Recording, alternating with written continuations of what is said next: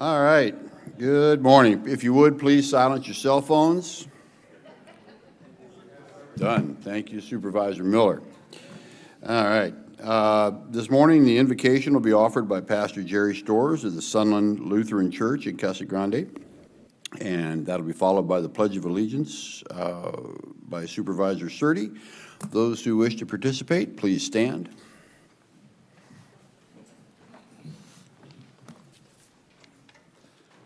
Let us pray. Eternal God, creator and ruler of all, graciously regard those who have been set in positions of authority among us, including Mike, Jeffrey, Stephen, Jeff, and Rich, that guided by your Spirit, they may be high in purpose, wise in counsel, firm in good resolution, and unwavering in duty, that under them our Pinal County may be governed quietly and peaceably through Jesus Christ our Lord, who lives and reigns with you and the Holy Spirit, one God, now and forever. Amen. Would you kindly join me for the pledge? I pledge allegiance to the flag of the United States of America and to the republic for which it stands, one nation, under God, indivisible, with liberty and justice for all. Thank you. All right.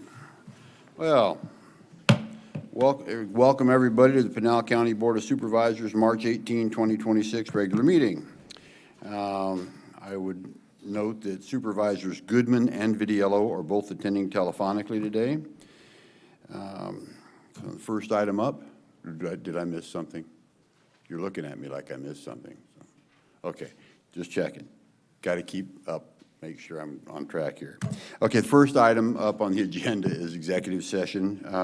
Make it a motion, please, to convene executive session. So moved. Is there a second? Yes. Second. Yeah, sorry. Somebody. Okay. I have a motion and a second. Those in favor, please indicate by saying aye. Aye. Opposed? Aye. Aye.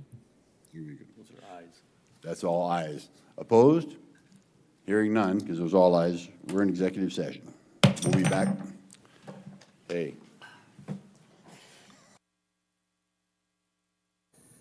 A motion and a second. Those in favor? By the way, do we have? I didn't ask yet, you guys. I'm just making sure you're there. Slow your roll. All those in favor of the motion, please indicate by saying aye. Aye. Aye. Aye. Here we go. Okay, those opposed? Hearing none, motion passes. Thank you.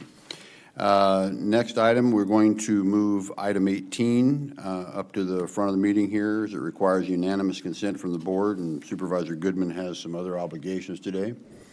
So item 18 is a discussion, approval, disapproval of the donation of equipment to the Pinal County from the Pinal County Information Technology Department to the Town of Florence Library. For that, I believe Mr. Cantrell is here. Is he not here? Oh, there he is. I thought I saw you roaming around back there. I think we would be this early. We just keep you, hopping. Good morning. This item is to, donate IT equipment to the Town of Florence Library to help support their transition off the county network onto their own. We will be donating 27 desktop computers, 3 printers, 29 monitors for an estimated value of $19,600.13. Are there any questions I can answer? Just one real quick. So the equipment's already there, and they're on our system, and we're just cutting them off our system. They're going to their own. That's all. I mean, this is standard for what we've done in a few other places. That is correct. That's correct. So it's not like we're coming up with this equipment. It's already there. Yes, sir. Okay. And one other note, this item does require a unanimous decision by the board. Hence the 2 guys on the phone. So, okay. So, any other questions from the board? No. Hearing none, make it a motion, please, on item 18. Mr. Chairman, I'll make a motion to approve item 18 as written. Second. I have a motion and a second.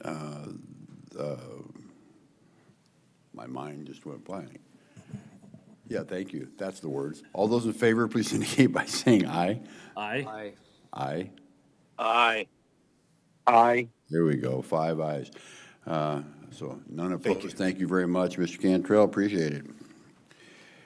All right, we also have, I'm going to move item 7 up here real quick, and we're going to go to item 7 is the announcement for Open Space and Trails Advisory Commission reappointments. Do I have, let's see, so, okay, and I'm going to ask, let's see here, sorry. Supervisor Goodman, I believe you had something to say here?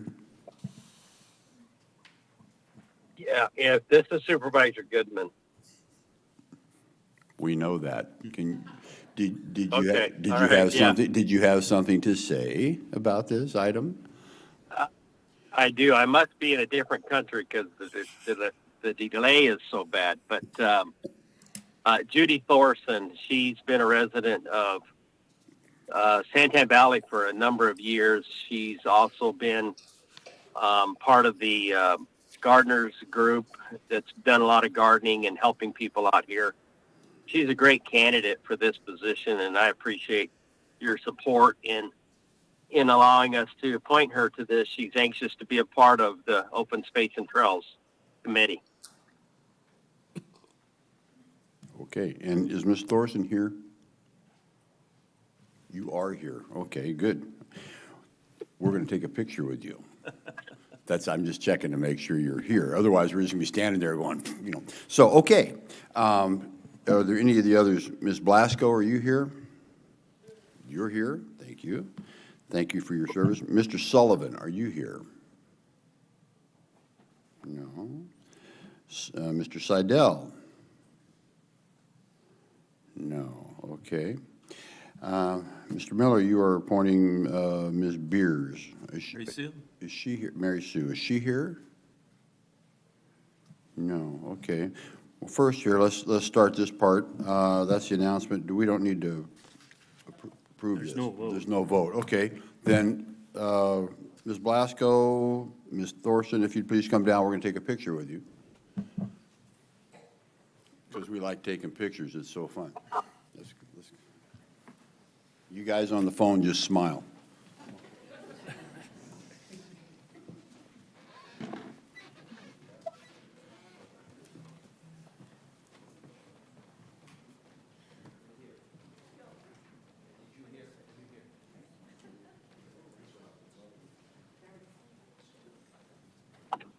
Battery's good?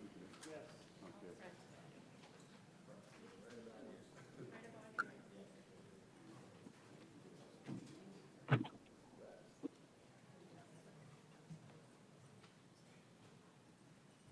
There you go.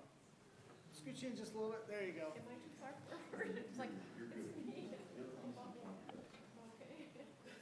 Oh, lovely. And 3, 2. Nice. Let me do one more. Make sure you're smiling, not blinking. Big smile. 3, 2. Nice. Thank you.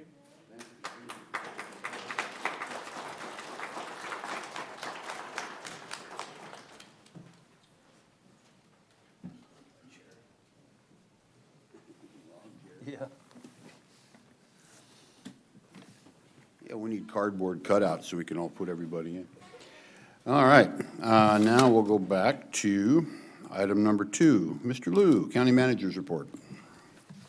Thank you. Good morning, Mr. Chairman. About probably 5 years ago now, when I was first appointed in this position, one of the biggest complaints I walked into was the traffic that Country Thunder event would cause. And coming out of the pandemic, we had some time as schedules changed to look at things. So thank you to all of the Public Works staff who had worked with the owner of the property and the federal government, state government, on securing right-of-way and creating a path that could serve as a secondary access. Right now, it's an emergency access, but we've created the ability for it to also be a secondary access in the future. And thank you to the Country Thunder folks who shared in this with us and who made adjustments related to their site and queuing on their site, and the state and how they made adjustments to queuing on the 79. So hopefully over the years, you've seen some improvement with the traffic for the event, and then in the future, we have avenues of continuing to make it better. The other thing I wanted to note on that, as people are experiencing similar challenges at the Renaissance Festival up north, that we are exploring and working with state land to do something preliminary there as well, so that there could be a secondary back access to relieve some of that traffic. And then, as you know, we're working on the long-term connect into 24 out to the 60, which will be the ultimate solution. So thank you, and we have a video to celebrate the work on that. Thank you all for being here. We appreciate it. Today we're having what's called an on-site meeting where we bring people from the office, from all different departments, out into the field to see the project happening in real time. This is the secondary access road for Country Thunder. It's called Quail Run Road. It's about 1.5 miles long. It will provide a secondary access to the south side or back side of Country Thunder across the river. Why this is here is mainly for secondary access for emergency safety purposes. So right now it's just going to be emergency access, but in the future we're going to continue to work with Country Thunder, and we want them to incorporate this into their overall traffic control planning effort. It's a long, drawn-out process to get this road in. First, we had to establish what right-of-way we already had and where it was. And then we had to work with the BIA, it's the Bureau of Indian Affairs, for there's a irrigation canal system out here, and then, of course, the farmers who are out here farming land. We also had to work with the U.S. Army Corps of Engineers for the river crossing, because the Gila River is considered a waters of the U.S., so we have to go through the federal permitting process. Getting Country Thunder to participate with this, where they're actually contributing some of the dollars to this road, because it's their impact. It was a 2-year process to do all of that back-end work, not to mention the design work, because when you have a project like this, it's a little more complicated than just a maintenance project. This project involved the whole building to get done. It's not just the crews out in the field. We have people in our right-of-way group. We have people in our construction and project management side of things. We have people even in our building department looking at certain aspects of this project. Today's meeting is about bringing those people out of the office into the field so they can see what they had a part in helping to create. It helps give them a better overall picture of how their role fits into what we do. So that we can speak to how everybody plays a vital role in us accomplishing something like this.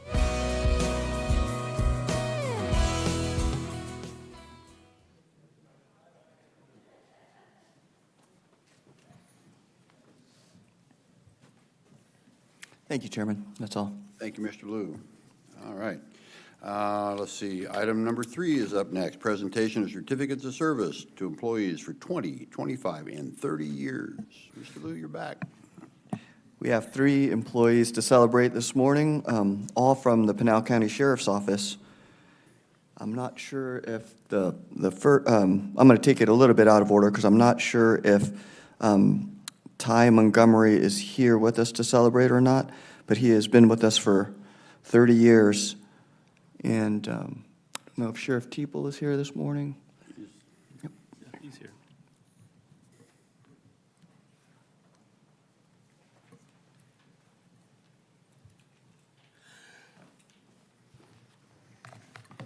Thank you, County Manager. I want to start off by saying I apologize if I'm a little weak of breath. I fell off a ladder and cracked some ribs and dislocated a finger, so I'm not trying to obscenely gesture anybody. Tyrone Montgomery, I call him Corporal Montgomery because when I started with the Sheriff's Office, he held the rank of Corporal, and I still say he owns that honorary rank because the rank itself was done away with, but he is the same person he was when I got to work for him as a Corporal. He's a great man. I didn't think he would be here today. He's a very private individual, but one thing that I found ironic is he brought up on his 20-year certificate that he wants to outlast everyone that signed his 20-year certificate. So, Mr. Miller, the ball's in your court, sir. You got it. You got it. All right, sir. Thank you. Thank you, Sheriff. Next, we have Stephanie Swafford, who's been with us for 25 years as a lieutenant in detention.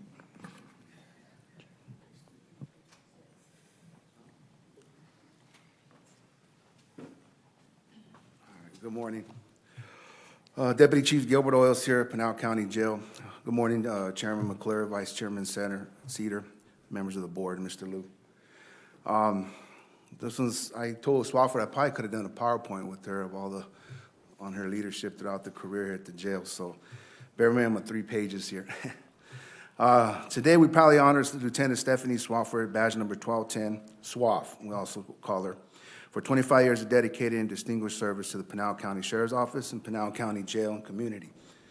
I can truly say that I wish I had more time to really acknowledge Lieutenant Swaff's extraordinary work ethics, work qualities, great characteristics she carries as a great leader within the jail. Lieutenant Swaff in the jail exemplifies strong leadership through her amazing integrity, effective communication, quick decision-making in high-pressure situations, a commitment to fairness and ability to inspire respect, trust from both supervisors and staff and the inmate population. Lieutenant Swafford, through her career, has provided comprehensive supervision and leadership over all divisions with the jail, ensuring the effective coordination and oversight of both jail operations, AM and PM shifts, at one-time swing shift, and support services. Examples, inmate housing, intake division, booking release, records division, transportation unit, gang intel, inmate discipline, canine, compliance unit, participation in numerous RFPs. I can go on and on. There's so much Lieutenant Swafford has done in her career. She's one of the elite. Currently, as a jail admin lieutenant for the past few years, has carried an important role as a liaison to PCSO HR and Main County HR from time to time regarding FMLA and MOD duties. In this role, she has done an outstanding job in monitoring FMLA and MOD duty employees, providing valuable support to both staff and the agency's operational needs, most important, ensuring staff remain in compliance. On a personal note for me that I have, during Lieutenant Swafford's career, she's the only female detention officer that I know who's willing to volunteer to take taser hits during a training session and demos. I think it was 9 of them so far. Talk about commitment to the team. Also, she's the only one that I know seems completely unaffected of OC spray during an incident. Like she's just another day at work and definitely high pain tolerance. And I can sit her walking upon and she's breathing normally and I'm coughing up big time, other staff. One thing I want to add, in 2002, when the old jail was the first full-blown inmate riot in C200 pod, Swaff was on duty in swing shift and C unit, and she was the first immediate responder to assist her fellow officers to safety. And it continued in the late night when they got control of that pod, so great job in 2002, Swaff. Also in her office, you will find frog decorations, and her favorite thing is not because she likes the arcade game of Frogger, but she used the acronym of FROG, fully rely on God.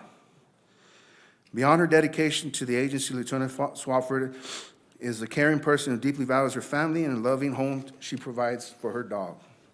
So in appreciation of Swaff's 25 years of outstanding service, loyalty, and devotion to the Sheriff's Office and the Adult Detention Center and community, I want to thank Detention Lieutenant Swafford for your continued service.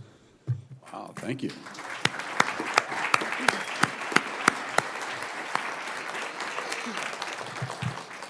Mr. Chairman, Vice Chairman, members of the board, I want to thank the Board of Supervisors for this recognition and thank the Sheriff's Office as well as the community of Pinal County. It has truly been an honor to serve my community.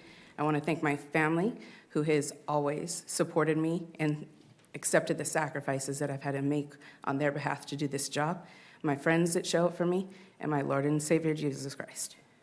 Thank you.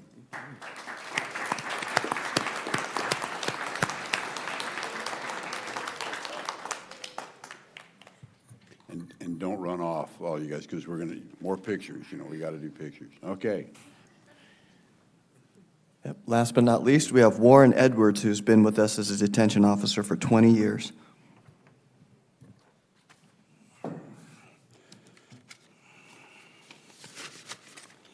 Chief, you're getting your public speaking in today. It's good. Yeah, I'm still getting nervous. I can't believe I used to be a DJ, so I was always on the mic and entertaining dances and weddings. So, Deputy Chief Gilbert Oils here again, the board, members of the board, Mr. Liu.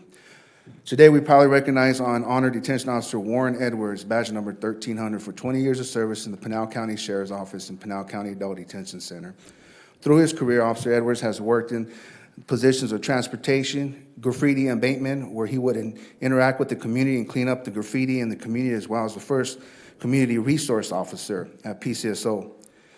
As a community resource officer, Officer Edwards would schedule events in the community, whether to be job fairs or ways to help the community have better relationships with the sheriff's office. Officer Edwards currently works in the position of laundry. This is very important. Officer, whereas his inmates collect the laundry from all units, washes and returns timely manner, restock intake, and clean uniforms and blankets. He also ensures that each unit has blanket exchange, and he also assists the peers with custodial work within the facility, recently updated clothing inventory, and tracking uniforms. Definitely keeping us in compliance with our accreditation that we have in the last 8-10 years. When he works the custodial and the laundry, we get a lot of outside people that do tours, and that's one thing they do, credit the facility of how clean it is. So it's his crew, the work crews, and all his other fellow officers, so we do get a lot of that positive. Edwards is very dependable, reports to work daily on time, and fulfills his duties without complaint. All supervisors, including upper management, held his work ethic in a high regard. Edward does a remarkable job for enforcing the care, custody, and control of the inmate population. He strives to keep the community, staff, and inmates safe while encouraging inmates to make better choices in their lives. Along with Officer Edwards' dedication, not only does he work in the jail, not only to his work within the jail, Officer Edwards faithfully served to become an ordained minister, and although he does not preach, he does teach classes of faith at his church. He volunteers when he can at his church, as well enjoys spending time with his wife, children, and grandchildren. Officer Edwards enjoys helping others and hopes to work in a field where he can encourage others together and live life with purpose. So, in appreciation of 20 years of outstanding service, loyalty, and steadfast devotion of Sheriff's Office and the Adult Detention Center and community, I want to say thank you to Edwards, Detention Officer Warren Edwards, for 20 years.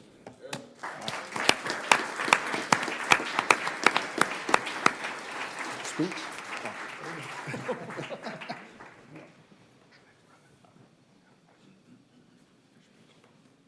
Picture time? Picture time. Is that it? Kevin, come on in.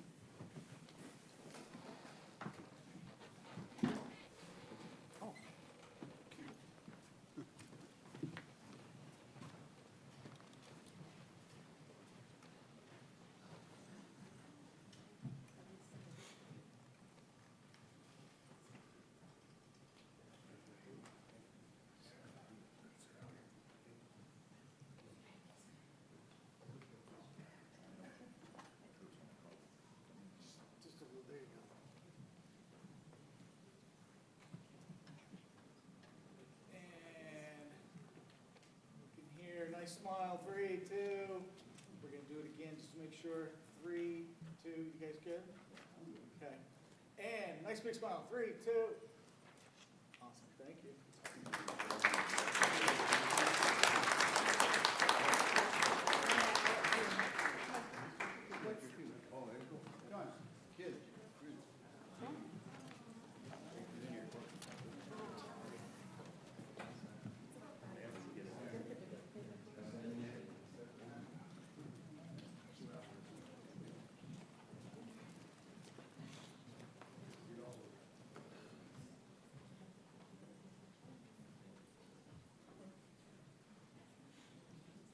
I can hardly see you.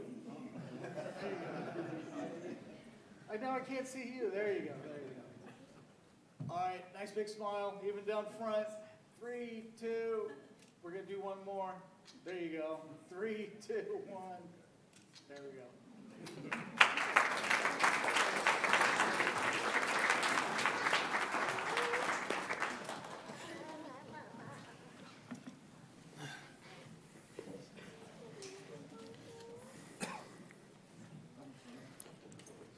All right, thank you all for your service.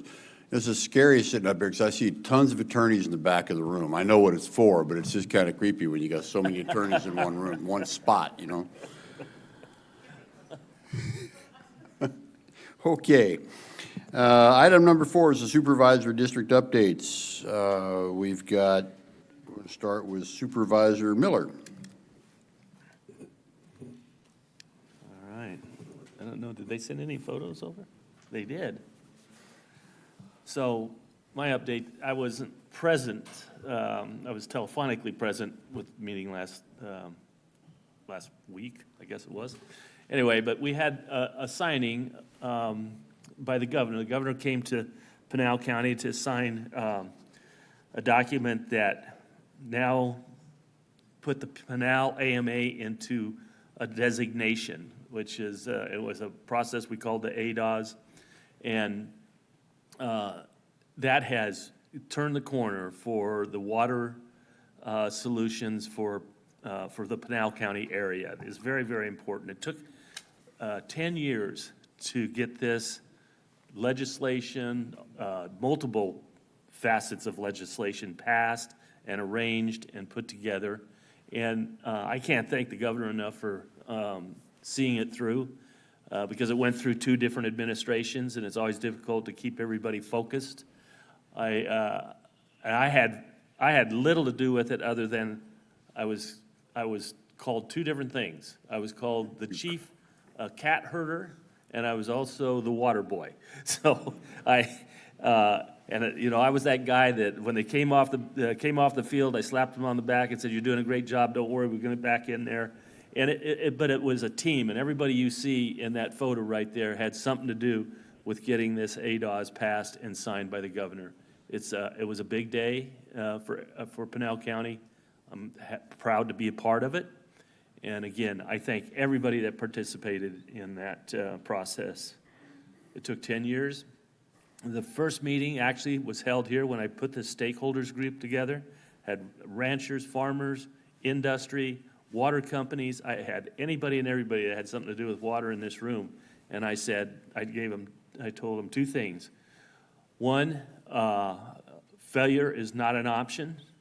And that was the biggest message I gave them. And they all believed in that, and we got it done. So thanks, everybody you see in that photo. Thank you for allowing me to talk. That's it. That's it? Okay. For now. And I would note that Supervisor Goodman has left the meeting. However, he has a video to show, and we're going to run that right now. Santan projects update. We're on the corner of Gansel Road and what's going to be the extension of Skyline. This project has actually, I think, been on the drawing board for probably at least 6-7 years. We're going to extend Skyline from near Charbray. We're going to tie it into Gansel Road, and we're going to create a new traffic signal. The design is almost ready. We've got a contractor on board, so we're expected to start turning some dirt here in the next couple of months. We have an existing easement, but we needed a little bit more land. A lot of the issue has been with the state land department. There's so much red tape. So we've been working with them to acquire that. We've finally got that all worked out. One of our biggest problems in the Santan Valley area that we've had for years is the connectivity between Gansel and Hunt Highway. It'll be an arterial road, 1 lane in each direction, and then we'll have new turn lanes at the Gansel traffic signal. Skyline's going to help improve that. It'll be a nice east-west connection to Gansel Road. This road right here is going to be a major improvement when it comes to economic development and the ability for traffic to move back and forth freely. Another major project that we've taken on was Don and Gary. Right there, the connection between Walmart and Gary Road. Right now, it's just a 4-way intersection, no stop conditions, no traffic signal, so it is extremely hard to pull out from either the Walmart area or the subdivision on the north, which is the Don Road area. So we're gonna put a brand new traffic signal, all 4 legs. We will widen Don as well as the entrance to Walmart just a little bit to accommodate, a left, a right, and an enter. We'll have crosswalks and full signal. We have a fund that's specifically designed for roads and roads improvements, correct? Yeah, we have funds that are designated for our capital projects just like this. This money right here is coming as a result of that 0.5% sales tax for maintenance and upkeep and improvements on current roads and infrastructure. Yeah, exactly. Okay. Like I said, we've been working on it for a couple of years, so that design was paid through that fund, and now the actual construction will pay through that same. There's a transitional period here.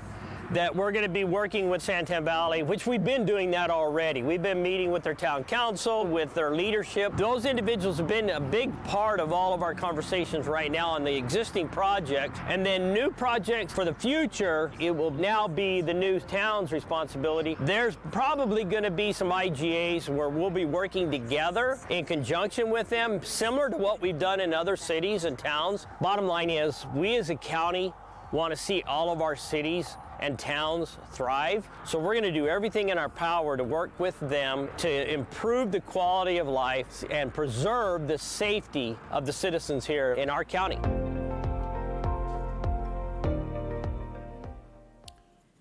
Just for those of you that are hard of hearing, we had the volume turned up.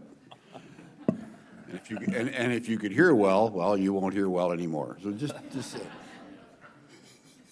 okay. Supervisor Surtee, you got something? Yes, I have a lot of things. First off, we finally got some really big news that District 5, the county, and the whole state and country have been waiting for. The Ninth Circuit ruled in favor of the land swap and the EPA decision on Resolution Copper. So finally, we can move forward with thousands of jobs and affecting the whole economy of this area. So that is very positive news. And staying in Superior, this weekend is the Apache Leap Mining Days Festival. And there's a lot of stuff to do up there. It's all over the town. A lot of really cool restaurants up there as well. And then after that, you just saw that road that we punched through for Country Thunder. Country Thunder will be April 9th through 12th, and I'll have one more week to announce that next time. And it's going to be 107 this weekend. So it's already, right now it's about the equivalent of being May, and you're already watching TV of hikers being stranded and not taking enough water. You saw that stink net video we did out at Peralta a few weeks ago, and I went out to the trailhead, and they were going in with one of these, and that's dangerous. You're not going to make it out this time of year. So either don't go or take a whole backpack full of water. And if you have visitors or you see people from out of state, warn them, because they don't know. They feel like it's 80 degrees and they can handle it, but they don't realize what's going to come once they get out there. And a lot of times people take dogs too, and your dog has to drink just as much as you. So be careful with your dogs out there hiking as well. Thank you, sir. Supervisor Vidiello, do you have anything? Yes, sir. I have a few things. So just, my first budget kickoff, that was interesting to go and watch. Pinal Partnership, which I was with the 5 of us all together. We gave some updates on our district. Coolidge Cotton Days, I was able to go judge the floats. There was a lot of many good floats, and it was awesome to go be part of their Cotton Days, Coolidge Cotton Days. Also, we had a very cool concert in the park, Heritage Park, where it was dedicated to Mike Ingram. They had a concert on a Sunday. And then we had also in Maricopa, AZ workforce meeting. So what that was to just talk about with people in the city of Maricopa, what they're looking for, how can they get jobs, where should they go and look. So Joel and his team were out there, and they were updating us on how people can get jobs and give some input. Of course, we had a BOS work session, and also I had attended a CSA policy meeting, and that's always a great meeting to hear all about the bills that are coming up and the ones that we don't like, we're fighting. And then the big one is the Ralston Bridge. So Kenny and the staff, Development Services, Public Works, have been working on this bridge on Ralston Road. It started last July, and they said it was going to take about a year. And it's actually, the news as of today is the road will be paved on March 30th. It'll be striped on March 31st. We'll do a ribbon cutting on April 2nd at 10 a.m. So the bridge will be opening up about 3 months earlier than what it was expected to open, which is exciting. We're inviting everybody in the area. Staff will be there for that ribbon cutting. And let's just all pray for no rain so that way it doesn't delay anything. Thank you, Chairman. Thank you, Supervisor. From my district, let's see, a couple things. A couple weekends ago, we do trash pickups around the county, and I have to big shout out to Public Works. Thank you, Joe. I see you sitting there, so thank you very much to all your guys and all those crews. They're great. I try to get donuts out to them because funny they like donuts, you know. But I wasn't able to get out to these. Arizona City on the 6th and 7th, they had 490 cars come through. It's pretty great. And they had 20 40-yard containers of trash, 8 40-yard containers of metal, and my favorite, 800 tires. I don't know where they get them. And then Red Rock was last weekend. We had 170 cars come out with 5 40-yard containers of trash, 2 40-yard containers of scrap metal, and 100 tires. So that's all the stuff that doesn't get thrown out in the desert. You know, that's great. That's what we're trying to do here. And we do them all around. We do Oracle, Salmon Well, Mammoth. We do, where else are we? We're over in Arizona City, or not Arizona City, Maricopa, south of Maricopa. And then Meyer, you have one too? Do you have any? We've had one, I'm trying to think, a couple of months ago. A couple of months ago, and you have them? Yes. Yes, so we're trying to keep the stuff out of the desert, and so a really big shout out to Public Works, because they're from all the different yards. They all come out and all pitch in, and it's a great thing. Monday, or let's see, upcoming, I've got an Oracle Town Hall March 30th at 6:30 p.m. at Mountain Vista School. We'll be talking about the 5G, 5 gigahertz antennas out there and all around the county for internet accessibility. And I've got an Arizona City Town Hall on April 8th at 10 a.m. at the library. And then this couple days ago, we were out and we cut the ribbon on the Cap Canal Trail, Central Arizona Project Trail. There's one that runs all along that, all up through the whole state, starts down at the Mexican border, and it's going to go all the way up. I can't remember now where it is. It's 336 miles, but it goes up north. We have 100 miles of it here in Pinal County. And so it's a great place right down here on south of town here in Florence. There's a little parking lot, looks like a park and ride, and I couldn't figure out what they were doing because it has a bathroom. But it's a trailhead for the trail, and we've got a few others all down through the thing. So we've got trails all over the place. People should go out and use them, take lots of water. Bicycles can go down this thing. It's a pretty cool deal. So that was something we were doing, and I think we have a video on that. If you could please run that, Natasha, for the hard of hearing or for the normal folks, please.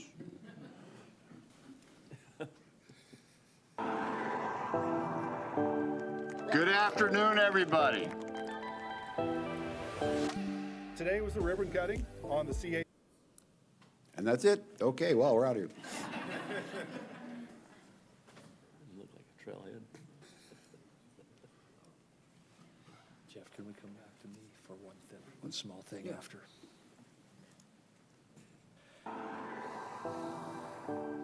Good afternoon, everybody. Today was the ribbon cutting on the CAP trailhead. They've been working on this for some time. Parking lot, restrooms. What we call phase 2 of the Central Arizona Project Canal, which essentially runs from here on the south side of Florence at the South Florence Trailhead. South, it's all connected now, about 50 miles, all the way to the boundary with Pima County. People have already found the trailhead and are already using the trail, so which is a good thing. Being on the south side of Florence, it's pretty accessible. It's easy to find. We've got people on their bikes already running the trail. Earlier we met someone that has been up through this trail from Tucson and coming up through here, so it's just amazing. When the Central Arizona Project Canal was first created, it included provisions for recreational uses along the canal. Pinal County has partnered with the Bureau of Reclamation, who owns the canal, and the Central Arizona Water Conservation District that manages the canal. We've all partnered together along with some grant funding from Arizona State Parks and Trails, some grant funding from the Bureau of Reclamation, and it's now open for the public to come and enjoy.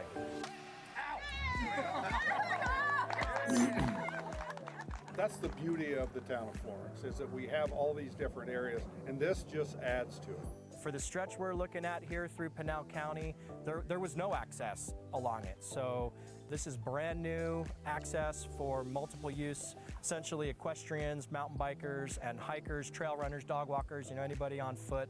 Some of the wildlife that you see, the birds in particular, the raptors, the hawks and the owls, and we've seen deer, we've seen bobcats, we've seen coyotes, we've seen the bighorn sheep down in the Newman Peak area.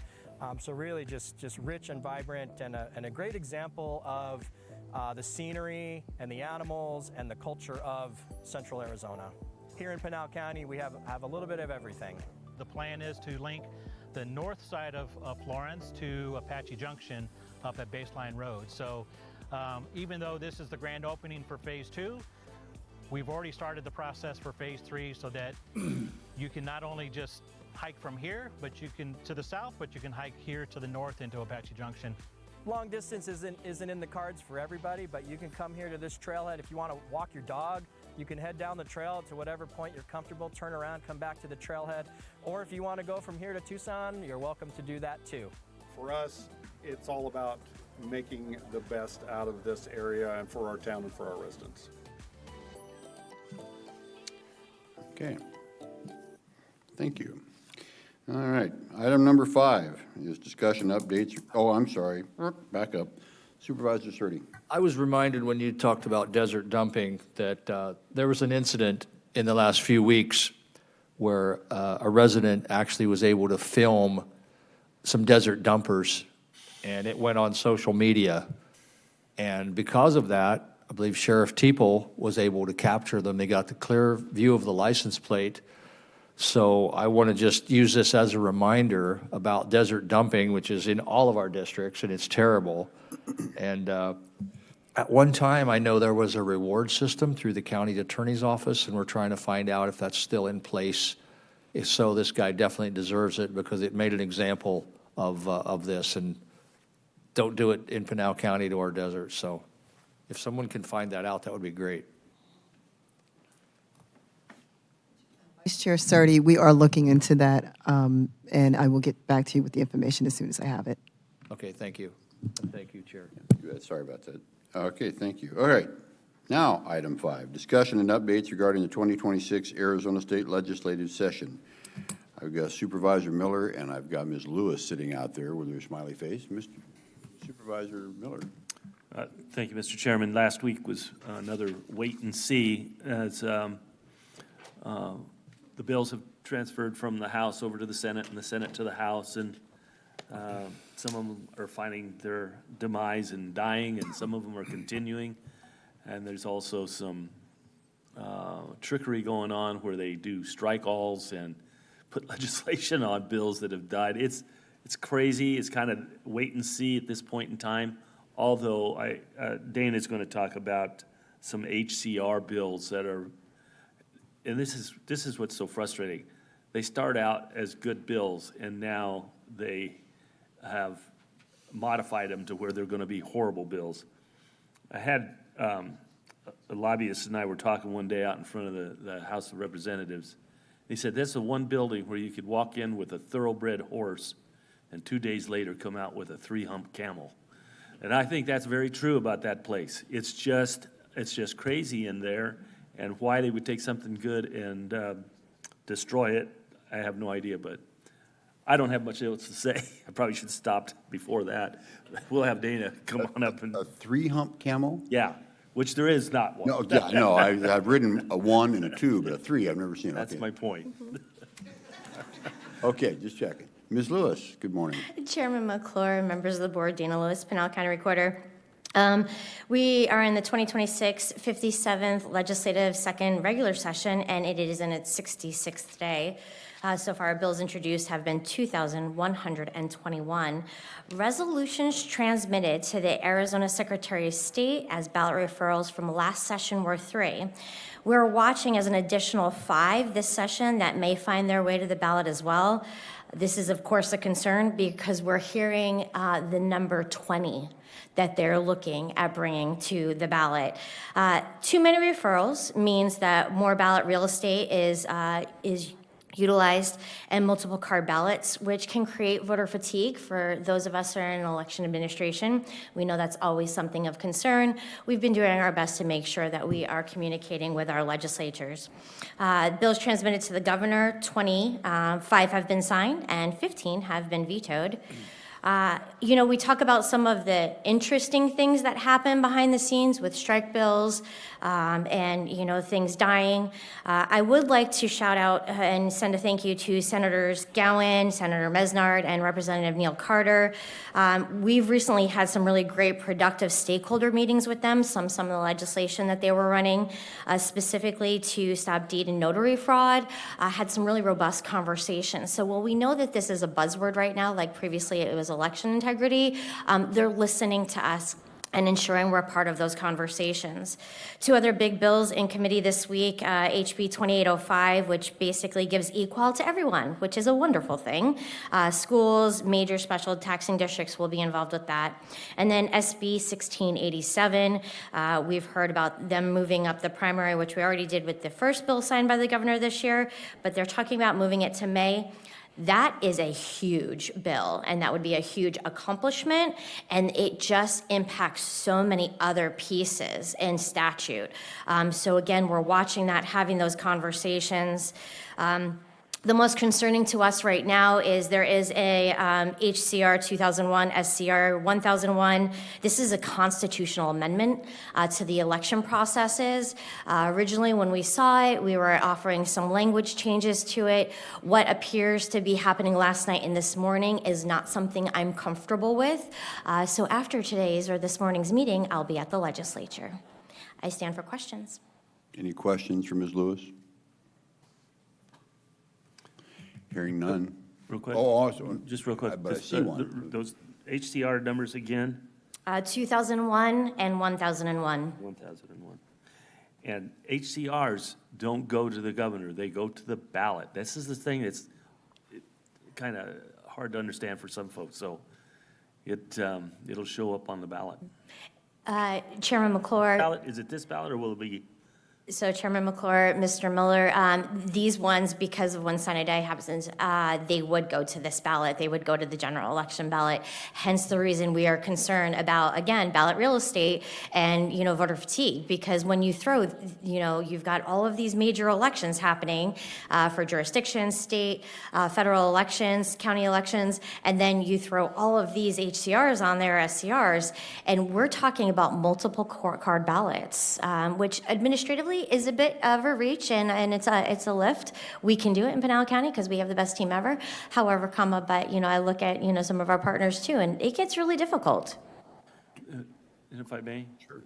Just the dollars and cents that will cost the taxpayers, because that's the only place we get our money from. The taxpayers on a lot of this stuff for which will be new equipment, new methods, new requirements that really probably won't accomplish anything different. But, Chairman anyway. McClure, Mr. Miller, you're correct. Not only do multiple card ballots create an issue for taxpayers, because now our postage goes up, we have to re-engineer the envelopes that we're using for multiple cards, again, vendor costs. So just for, administering the election, the costs are there. But with these particular HCRs and SCRs, we're looking at millions of dollars Pinal County would have to put out for tabulation at the polls. Millions of dollars and these are part of, I think it's H in the language, taking away the funding for those mandates, sir. Yeah. No. Do you anticipate more than two-page ballot, two-card ballot, two-sided? Chairman McClure, members of the board, at this point, we're being cautiously optimistic. We've been working with our lobbyists at ACO, CSA, League of Cities and Towns. We've been having these conversations, explaining why this is not good for voters. Again, I remain cautiously optimistic. Well, I know from... 2022, sir. Don't go there. There you go. Don't. But I just know from voter fatigue, like you say, when the ballots come in the mail and you get one page, maybe you get both pages, maybe you get the instruction page and one of the pages, it creates a lot of disruption, a lot of problems. Chairman McClure, members of the board, additionally, when you're in a household that has multiple voters in it and you're all sitting at the kitchen table and you're completing those ballots, what happens sometimes is everybody put cards 1 in this envelope, they put card 2 in this ballot, or they just send back the instructions because they put everything thinking they're saving us money in this other ballot packet over there. It becomes extremely complicated, and because the way the laws are written, there's not a whole lot I can do to rectify that when that occurs. Okay, thank you. Any other questions from the board? Thank you. Supervisor Vitiello, you still there? Yes, I am. I'm all good, sir. You're good? Okay, thank you. Thank you, Ms. Lewis. Okay, but don't go away because item 6 is coming up and you're it. Please give us an update on elections. Chairman McClure, members of the board, Dana Lewis, Pinal County Recorder and Officer in charge of elections with my MOU talking points today. Court is in session as we speak for the No Labels Arizona Independent Party name change litigation. This is one of the things that we did file an amicus brief on. We are hoping for a swift decision as the flip-flopping in the voter registration system has created a waterfall of effect to include ballot style creation for the upcoming primary election. Additionally, we finally received written guidance for the Arizona Secretary of State's office in regards to which parties will have open and closed primaries. There continues to be calls fielded regarding the confusion from voters with voter registration efforts that are out and about. So again, the quicker we have an answer in regards to this litigation, the better we'll be able to communicate to voters where we are coming into this election season. Another thing to note that we're seeing a lot of calls and presence on social media act. There's a thing called the SAVE Act. There is the Save America Act. There's the MEGA Act. And then there is the SAVE system. People don't understand always those interactions between the different things. Some of them are federal laws.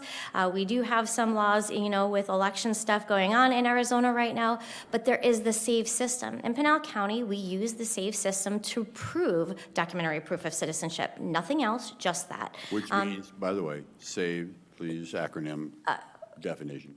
What does SAVE stand for? I would have to get back to you on that right now because I have so many acronyms in my head, sir. Okay. So it's a system utilized by the federal government from USCIS in regards to documentary proof of citizenship and residency. So we use it to prove it, nothing else. But again, people are confusing an act or a bill with the system that is in place to assist us. Recently, some people were saying the SAVE Act will flip everybody this way and they'll do this. No, again, there's a confusion in there. If anybody wants to understand these systems better, again, the last Friday of every month, we have the Voter Education Working Group, and we will be diving into these different acts and the SAVE system the last Friday of this month. Statutorily, quarterly reports will be delivered to stakeholders the first week of April. I want to point out that 8,763 NVRA and COA notices, that's the National Voter Registration Act and National Change of Address mailers were sent out to voters in Pinal County. 264 will return their registration to update their addresses. 640 registrants canceled their registration, and 1,216 were returned to us undeliverable by the United States Postal Service. I want to point this out because additionally, March 30th, the Voter Participation Center and Center for Voter Information will send out mailers to statewide, but affecting 13,989 Pinal County residents in an attempt to get them registered to vote. My fear, again, with these third-party groups accomplishing a task that is already deemed under statute to the recorder's office, again, they're creating some confusion, and people are blaming us for getting too many notices, but I can't control them not doing this. So I want, again, they could have stale information, they may not. But please realize I need you to return the ones that are coming from the recorder's office under Dana Lewis. The other ones, hey, it's a touch. We're not going to fight about it too much. The voter outreach team has been extremely active this year. We've already completed 19 events. This past weekend marked our first event at the Gila River Indian community. And we were able to talk to 428 people. That's huge for us, and I want to, again, appreciate appreciate the team who is accomplishing that. This upcoming weekend, we will be at the Pinal County Fair, along several other county departments. Little point of privilege, hoping the Carter boys and the Hampton girls bring home some ribbons for the team. Go team, go. Upcoming Town of Mammoth election, important dates to note. The Uokava ballots go out 4/4. Last day to register to vote is April 20th. Early voting begins the 22nd of April. Election day is May 19th. This affects 450 able voters and 294 non-able voters who we're hoping will show up at the polls. Ballot proofs have been submitted to the stakeholders, and we have received approval. Internal testing for the election is underway. Poll workers, troubleshooters, runners, polling locations, and delivery schedules have all been solidified and will be submitted to the Board of Supervisors for approval on their next agenda. Public notice is scheduled to go out for 22 for the 3,000 Safeguard America Voting Eligibility Act win for Miss Kennedy. Thank you, team. We are effectively sending out 3,478 notices to voters who have historically used the ballot drop box that's located right behind this building.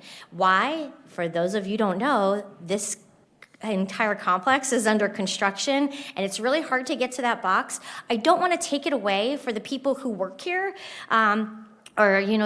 delivering ballots for family members. But again, I want to remind people who maybe drive by here that parking is a little bit complicated, so I want them to be aware. July 21st primary, 90-day notices will be mailed out April 22nd, again, pending that AIP decision that's in court today. Primary election programming begins the first week of April with the end of candidate filing challenges. We have about 11 contracts pending for our polling locations. We do have a full lid on our polling locations. We're going to post the unofficial list of our polling locations. As we're seeing an uptick of grassroots efforts, people wanting to know where they're going to need to have political observers, where they might be voting. So we're going to put something unofficial on the website right now and see what kind of feedback we get on that. We're asking people, have a plan to vote in 2026. I don't care how you vote, I just want you to vote. You know, it doesn't matter if it's in-person early voting, if it's voting early by mail or drop box, or showing up at the poll. Have a plan and be a responsible, educated voter. If you're interested in working our elections, we always need bodies, so please go to Pinal Jobs to sign up to be an election cycle temp, or to reach out to your party representation to be a special election board worker or a political observer. I give a lot of information, I talk really fast, and we have places to go. Do you have any questions, team? No, I don't have any questions. Any questions from the board? Supervisor Vidiello? I'm good, thank you, You're good. Chairman. Thank you, Ms. Lewis. Drive safely and slowly, by the way, up to the Capitol. All right. Let's see, that's item number 6. 7 we have done. Item number 8, discussion, approval, disapproval of the proclamation proclaiming March 8th as Public Defense Day and in honor of the 63rd anniversary of the Supreme Court ruling in Gideon versus Wainwright. I have Ms. Whalen up to speak at the moment. Good morning. Good morning. I'm going to try and go as fast as Dana. No, please don't. We got the volume corrected. Now we just need to do the speed. We're good. We'll do horizontal hold in a minute. Okay, go ahead. Good morning, Supervisors, Chairman McClure, Vice Chairman Surdy, and Supervisor Miller. So today we're here to ask you to declare today Public Defense Day. And I wanted to talk to you a little bit about the case that we refer to, the Gideon versus Wainwright. So we call this Gideon Day in the public defense world. And what we're referring to is this case from 1963. So it was decided on March 18th of 1963 by the U.S. Supreme Court. And what happened in this case is that Mr. Clarence Gideon was accused of theft. He was accused of stealing from a tavern a half a bottle of wine, a pack of cigarettes, about $5 from the jukebox and some change. And he entered a not guilty plea and was ready to go to trial. However, at this time in the United States, you had a right to counsel, certainly, it's in the Sixth Amendment, but you had to pay for it. And Mr. Gideon did not have any money to pay for counsel. So he went to trial. He asked the court to appoint a lawyer to him, explained that he did not have money for a lawyer, and the judge denied that. The trial went on. He was found guilty, and he went to prison. But the case was appealed and eventually ended up in the Supreme Court. And on March 18th of 1963, the Supreme Court ruled that he did in fact have a right to counsel, and if he could not afford counsel, the state needed to appoint counsel in order for the Sixth Amendment to truly be fulfilled, for him to have, due process, a fair trial, those types of things. So the case was turned around, and it was a big day, for all of us, and now we all exist in these public defense roles because of this case. I'll tell you that Mr. Gideon went back to trial with a lawyer and was found not guilty. So it's a great story for us, but also an important day for us. We think it's an important day for us to celebrate all the work that all the staff and lawyers do on these cases. And, the offices, we hear about all the scary lawyers that show up, but we also have a lot of support in the work that we do. We have paralegals and mitigation specialists and legal secretaries and administrative staff, interpreters, investigators, all these folks who are, and many of whom not just in the public defender's office, but on the contract and that are doing this work in the community, have devoted their entire career, not just to public defense, but to Pinal County public defense. And you really do have an excellent bar here for defense. And we've gotten there with great support from this board. And we really have Pinal County has established a defense community that I think you should be very proud of, that is recognized throughout the state for being a leader in public defense, that is recognized for providing high-quality representation.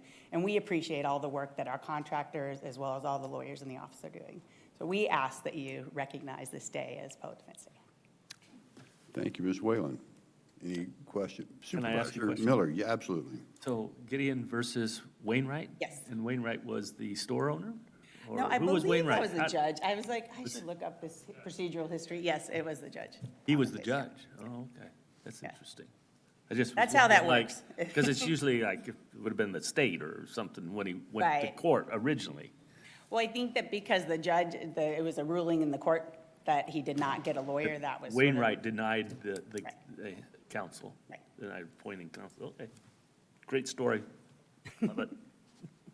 Okay, thank you, Ms. Whalen. So at this time, I would ask, first, we're going to vote on it, and then we're going to get Ms. Davis to read the proclamation. So may I get a motion, please, on item 8?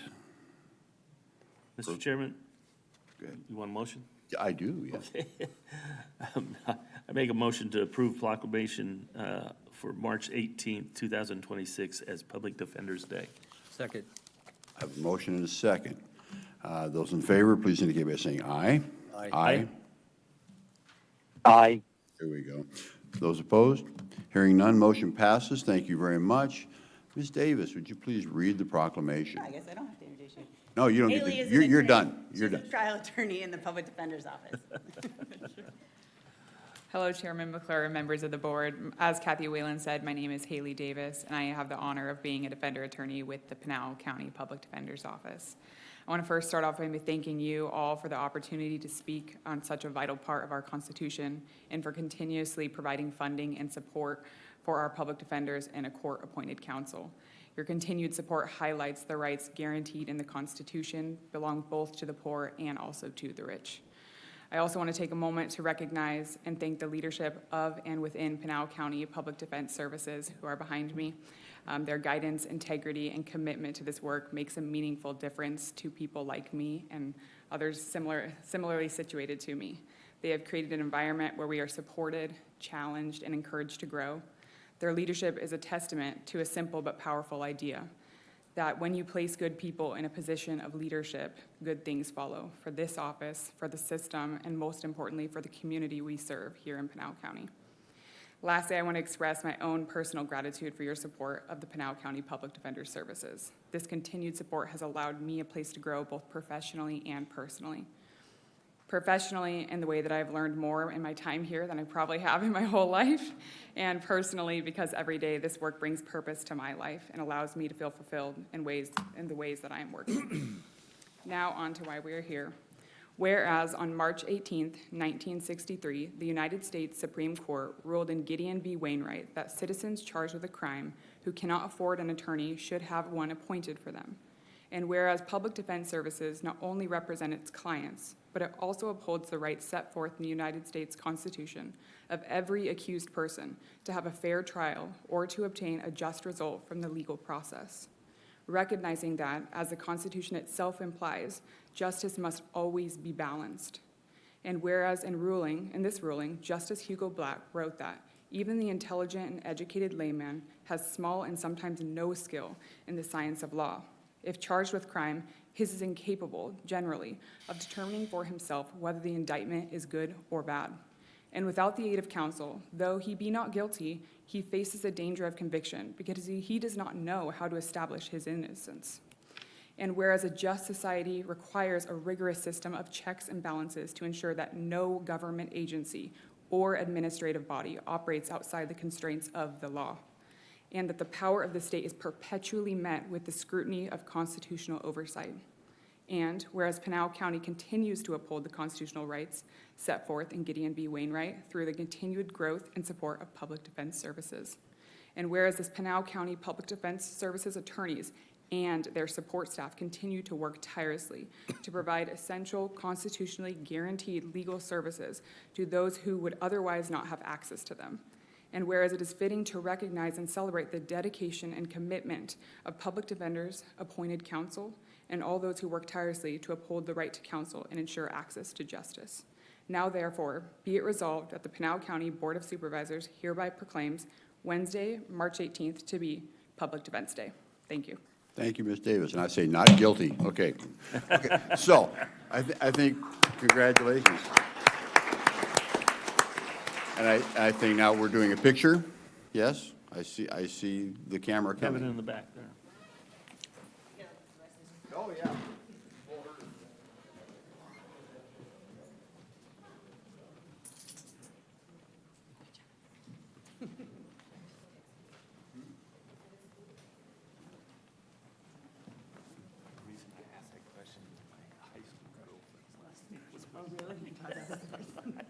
I just, All right. it stands out, you know? Yeah.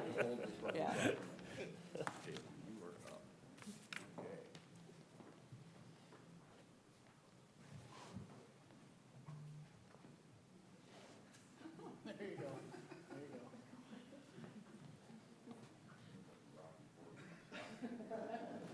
You're better. McClure, come in here. Get more in the middle. You, man, you guys are all like, did you like? The height requirement.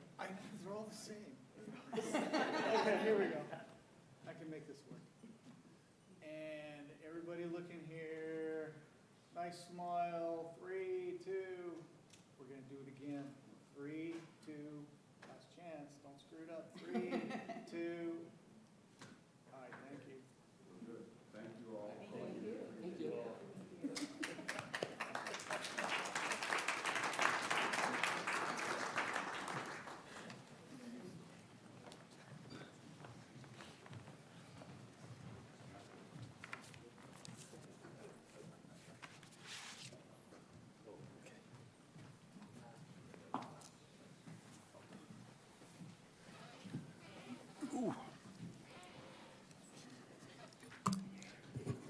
All right.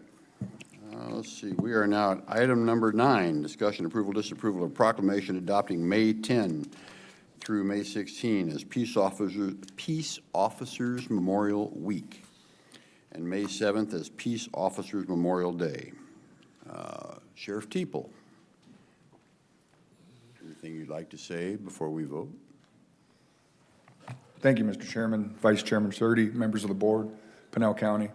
I really want to thank you guys for allowing the opportunity for this proclamation to be read. I'm very fortunate to serve in a public service for over 30 years. These brave men and women that put on their uniforms every single day, they leave their houses not knowing if they're going to make it home at night, but they do it for the love of their community and they do it for the rule of the law. Thank you. Thank you. At this time, board have any questions? Supervisor Vidiello? I'm all good, Chairman. You're good? Okay. Then I'd ask for a motion, please. On item 9. Mr. Chairman, I make a motion to approve item number 9 is presented. Thank you. Is there a second? Second. Have a motion and a second. Those in favor, please indicate by saying aye. Aye? Aye. Aye. Aye. Here we go. Opposed? Hearing none, motion passes. Thank you very much. Sheriff Teeple, would you please read the proclamation? Yes, sir, Mr. Chairman, I will, and I would like to second win for Natasha. She printed it up for an old man. Whereas the peace officer of the Pinal County are known for their devotion and dedication to preserving the peace and safety of every man, woman, and child in this county, and whereas the peace officers of Pinal County are engaged in a difficult and sometimes dangerous profession, which at times can lead to injury or even death of these officers, and whereas each day the peace officers of the state of Arizona endeavor to reduce crime on our streets and dangers on our highways and roadways, as well as to protect us from all other types of crimes. And whereas the peace officers of Pinal County also engage in crime prevention programs designated to further enhance the peace and safety of all citizens. Now, therefore, be it resolved, the Board of Supervisors of Pinal County do hereby proclaim May 10th through May 16th, 2026 as Peace Officers Memorial Week and May 7th, 2026 as Peace Officer Memorial Day, and urge all citizens of Pinal County to recognize and remember the sacrifices that these officers and their families have made and the legacy that they have entrusted all of us to. Proclaim this 18th day of March 2026. Thank you, sir. And now I think we have a picture time. Thank you. Thank you.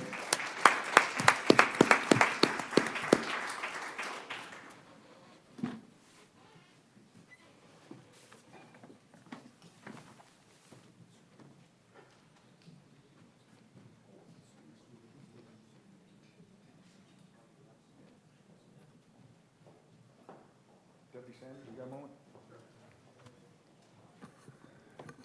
Pinal County, I just wanted to explain that I would really like Deputy Sanders to be in this photograph because this is one of the 2 deputies that were honored at the state capitol for saving an 8-year-old boy from being child sex trafficked, and wanted to thank him publicly again.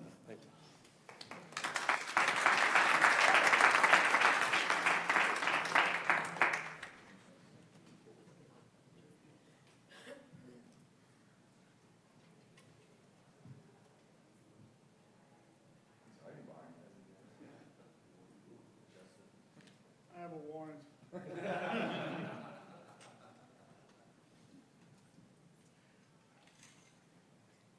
You guys take a step forward, come up like a tile.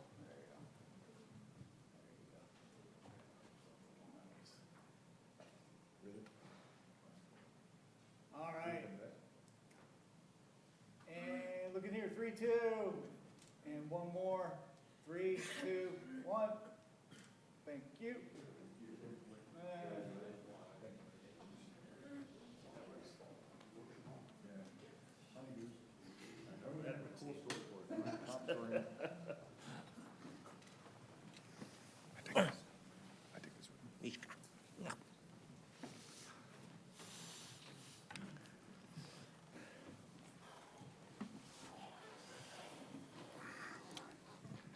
All right. Item number 10, discussion approval, disapproval of the Purchasing Division report. Ms. Gorman, are you, there you are.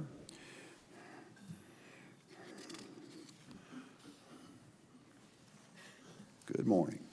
Good morning, Chairman, Vice Chairman, and Board of Supervisors. Tracy Gorman, Purchasing Manager, and this is the Purchasing Division report for March 18th, 2026. In this report, the Board is requested to approve 10 contract awards for SOQ 262131 for on-call architectural services. We are awarding to 6 vendors. SOQ 262531, on-call civil engineering, civil general engineering services. We're awarding to 7 vendors. SOQ 262731 for on-call water resources engineering services. We're awarding to 8 vendors. RFP 262831 for on-call building and safety residential and commercial plan review services. We're awarding to 4 vendors.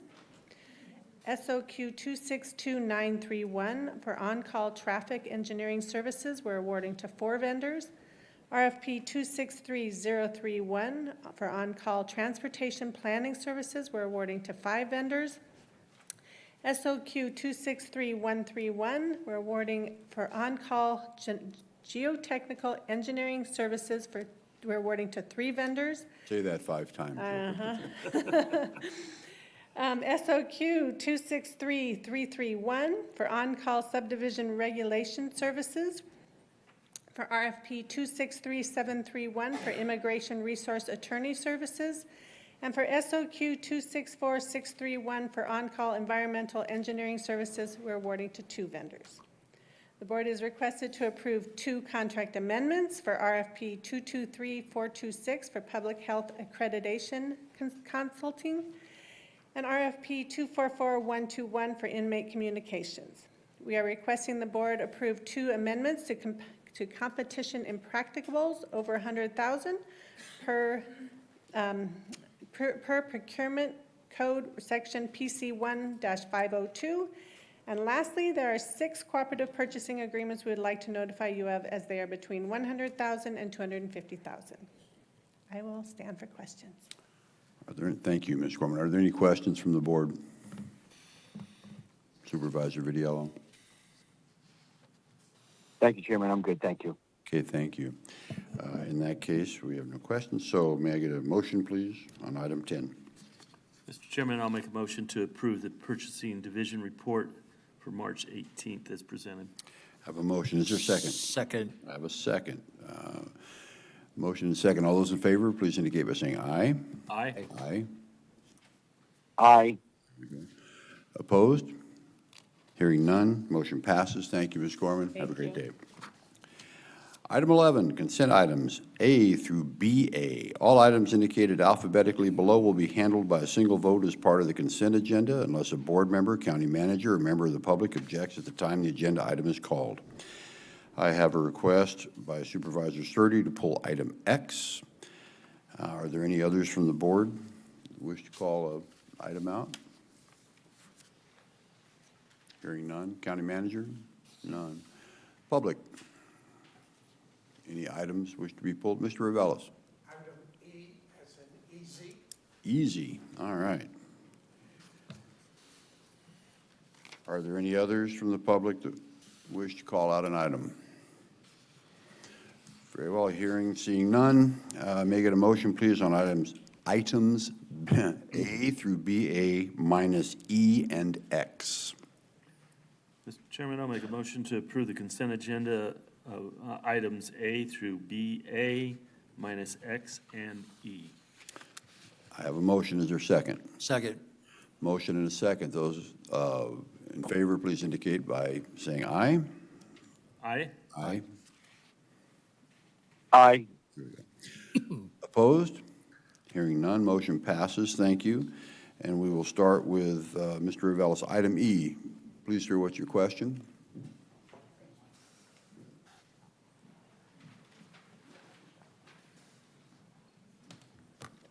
Roberto Reveles, resident of Gold Canyon.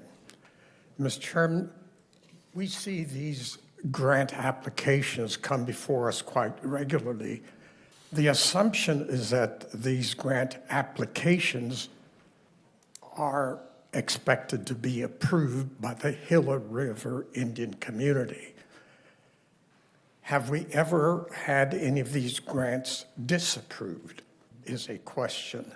But I'm a supporter of all of these grant applications.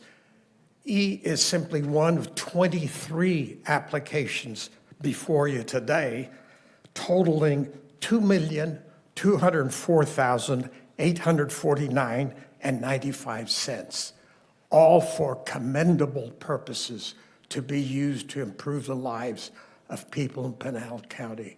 So I approve your approval of the applications, but is there a ready answer, Mr. Chairman, on whether any of these are ever approved? That's a great question. Disapproved. That is a great question, Mr. Reveles. I know that sometimes that occurs.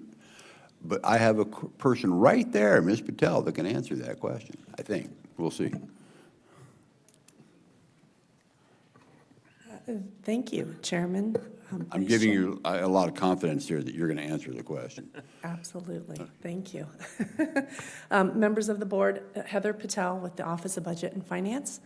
I would like to clarify that Proposition 202 requires that nonprofits go through a local governmental entity in order to seek their support to serve as a fiscal agent. These 23 requests are simply that. They are coming before us to say, we would like to submit an application to Gila River for consideration, but we would like your support as the fiscal agent if we are awarded. And so the resolution basically states that if they are awarded, we will serve as their fiscal agent. We do not have a say in what is or is not awarded. We simply will be that pass-through. None of these 23 are guaranteed for any award. They still have to go through the application process with Gila River, as with any of the tribal entities. So, yeah, a lot of times they are rejected. Yes. Okay, thank you. Does that answer your question, Mr. Bells? Yes, it answers the question, but also I want to publicly thank not just the Gila River Indian community itself, but to the gamblers and guests of the casinos. Thank you, Mr. The House wins, yes, okay, thank you. Thank you. All right. Supervisor Miller. On that, I do want to say that I occasionally, and I don't know if it's 100%, do receive letters on ones that are awarded and ones that are not awarded. So I do see that correspondence from the tribe from time to time. So I wanted to pass that on, that we do get notified at some level. I thought you were going to say you donated to the cause. I do occasionally. My wife does. Okay. So may I get a approval or get a motion for item E, please? A motion. Mr. Chairman, I'll make a motion to approve item E as presented. I have a motion. Is there a second? Second. Motion and a second. Those in favor, please indicate by saying aye. Aye. Aye. Aye. Opposed? Hearing none, thank you. Motion passes. Now we move on to item X. Supervisor Surtee. And I was actually going to lead with, there's no guarantee that we're going to get these grants. And from my time as mayor, I know that we don't always get these times. So on this one, I want to raise awareness. This is a very good organization, and they do a lot of good to help abandoned horses, and et cetera. But I wanted to bring awareness to something that might be coming our way, so I'm kind of stretching the agenda here. We all are aware of the Salt River horse problem up by the Salt River and all the horses up there that are overpopulated. But what a lot of people don't realize is that clear on the west side over by Lake Pleasant, But that's not this item. there is a burro problem.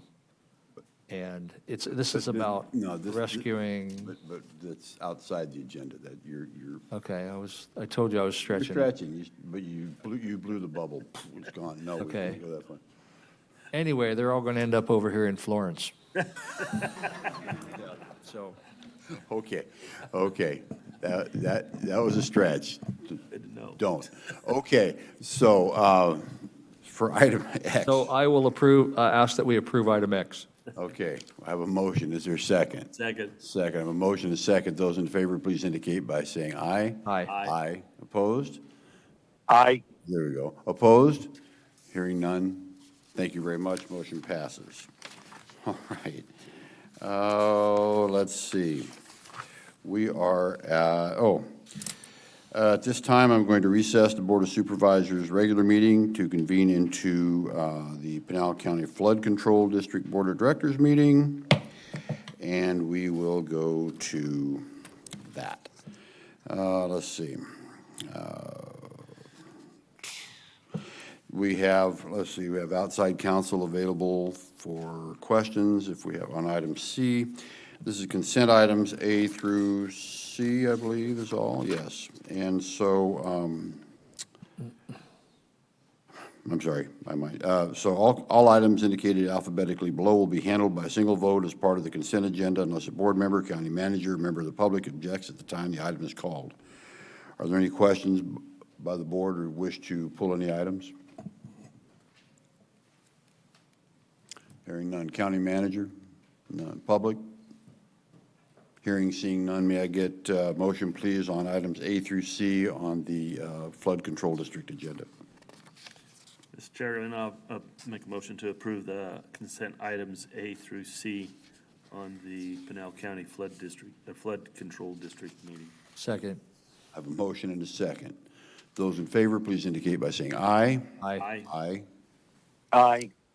Those opposed? Hearing none, motion passes. Thank you very much. I will now adjourn the Flood Control District Board of Directors meeting, and I shall convene the Pinal County Public Health Services District. And at this time, we have items A through B. And again, consent items, all items indicated alphabetically below will be handled by a single vote as part of the consent agenda unless a board member, county manager, or member of the public objects the time the agenda is called. Are there any items the board wishes to pull? Hearing none. County manager. Public. Hearing, seeing none, may I get a motion, please, on items A through B? Mr. Chairman, I'll make a motion to approve consent items A and B for the Pinal County Public Health Services District meeting. Second. I have a motion, I have a second. Those in favor, please indicate by saying aye. Aye. Aye. Aye. Those opposed? Hearing none, motion passes. Thank you. We will now adjourn the Public Health Services District Board of Directors meeting and reconvene the Board of Directors, the Board of Supervisors regular meeting. And we are now to, looks like, item 14, which is call to the public. Call to the public is the time period for members of the public to address the Board of Supervisors. So thank you. To provide public input relating to subject matter within the Board of Supervisors' authority and jurisdiction. Those wishing to address the Board of Supervisors need not request permission in advance. Action taken as a result of public comment will be limited to directing staff to study the matter or rescheduling it for further consideration and decision at a later date. When you are called, please come up and state your name and generally where you live. And reminder is the board members may only respond to criticism if name is called, and we can only ask staff to study the matter or request placement on a future agenda at the conclusion of the public comments. So, first of all, I have Dia Podasky. Ms. Podasky, how are you today?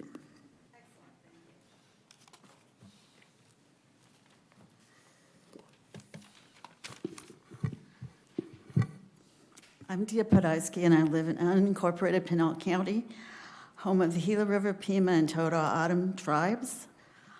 And this isn't my prepared remarks, but just not everyone is joyful about the upcoming mining by Resolution Copper. There are people that aren't joyful about this. Anyway, I stated in an earlier call to the public that one of my foundational beliefs is that words matter. At the last BOS meeting, Supervisor Miller explained that submitting a grant application to a tribe was necessary to access casino monies. Mr. Revelis just told you what an outpouring of grant applications we had this month. And he said 23, I didn't count them all, and he said over $2 million. That, to me, says words can be powerful. And I don't know if it's causation or it's coincidence. I have no way of testing that, but I think it's because of Mr. Miller. So earlier I discussed violence, and I talked about the impact of words in creating a climate that was conducive of violence with school shootings. And I was recently heartened that the Pope said that for Lent, we should disarm language by fasting from words that wound. I was further heartened that during Call to the Public at the last meeting in March, Instead of rhetoric that divides and vilifies, we heard about shared values. However, the tamping down of wounds was short-lived. Words are weapons of war. Recently, we changed from having a Department of Defense to having a Department of War. I think those words are different. I think they have different connotations. But from attacks on a synagogue by a young man who was radicalized online to the head of the FCC threatening the license of news media whose coverage of the war he deems to be inaccurate, the battle of words is escalating. I taught a class on the literature of war, and we began with St. Crispin Day's speech from Henry V. I think this is archetype for lots of things that followed in the literature of war, because one of the things that one has to do is to get people to be willing to die. And as the president recently said, people die in wars. So this is what he said, Shakespeare. Oh, you don't get to hear Shakespeare, but look it up. Okay, thank you. Thank you, Ms. Padette. Okay, I have Mr. Atchu.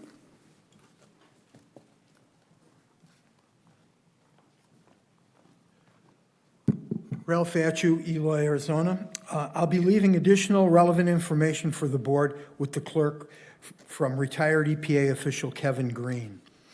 The Pinal County Air Quality District held a hearing on Free Point Ecosystems permit because red flags were raised. The City of Eloy and the Pinal County Board of Supervisors had an opportunity to insist the new permit called for additional safeguards and continuous emissions testing and public reporting on those findings. They failed to participate. Keep in mind that Free Point's Hebron, Ohio plant is still having serious environmental issues, and after 1 year has still not been allowed to operate at full capacity. The rest is from my letter to the editor published in the Tuesday, March 17th edition of the Casa Grande Dispatch. Dear editor, I believe the City of Eloy and the Pinal County Board of Supervisors have done their residents a grave injustice. Despite being provided substantial documentation that the proposed Free Point Ecosystems pyrolysis plant poses an air quality health risk within a stone's throw of Eloy homes and schools, they wouldn't lift a finger to protect the community. In fact, they barely allowed citizens and industry experts to voice their concerns. City and county officials knew Free Point's Ohio facilities history is filled with emission, environmental, and required reporting irregularities. They were aware of ongoing investigations opened by the Ohio EPA, and they still turned a blind eye and deaf ear to it all. We put our trust in local government, and they failed us miserably by not demanding the facility be issued a permit requiring the air quality district's continuous monitoring for toxic and potentially deadly emissions. If they're buying Free Point's unsubstantiated assertion that all the Ohio problems are resolved, they should be asking why Free Point is fighting against monitoring their Eloy plant for hazards.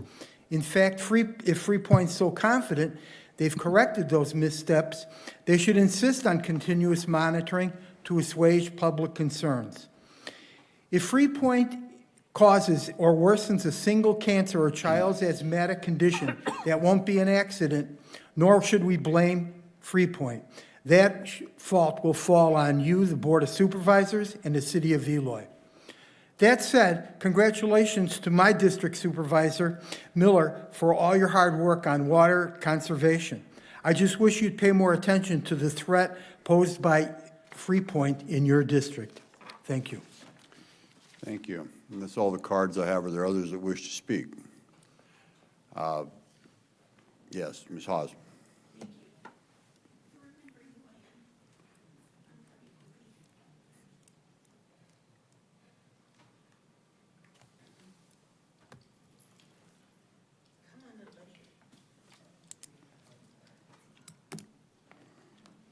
Let me leave my cards with Natasha, please, Miss Kennedy.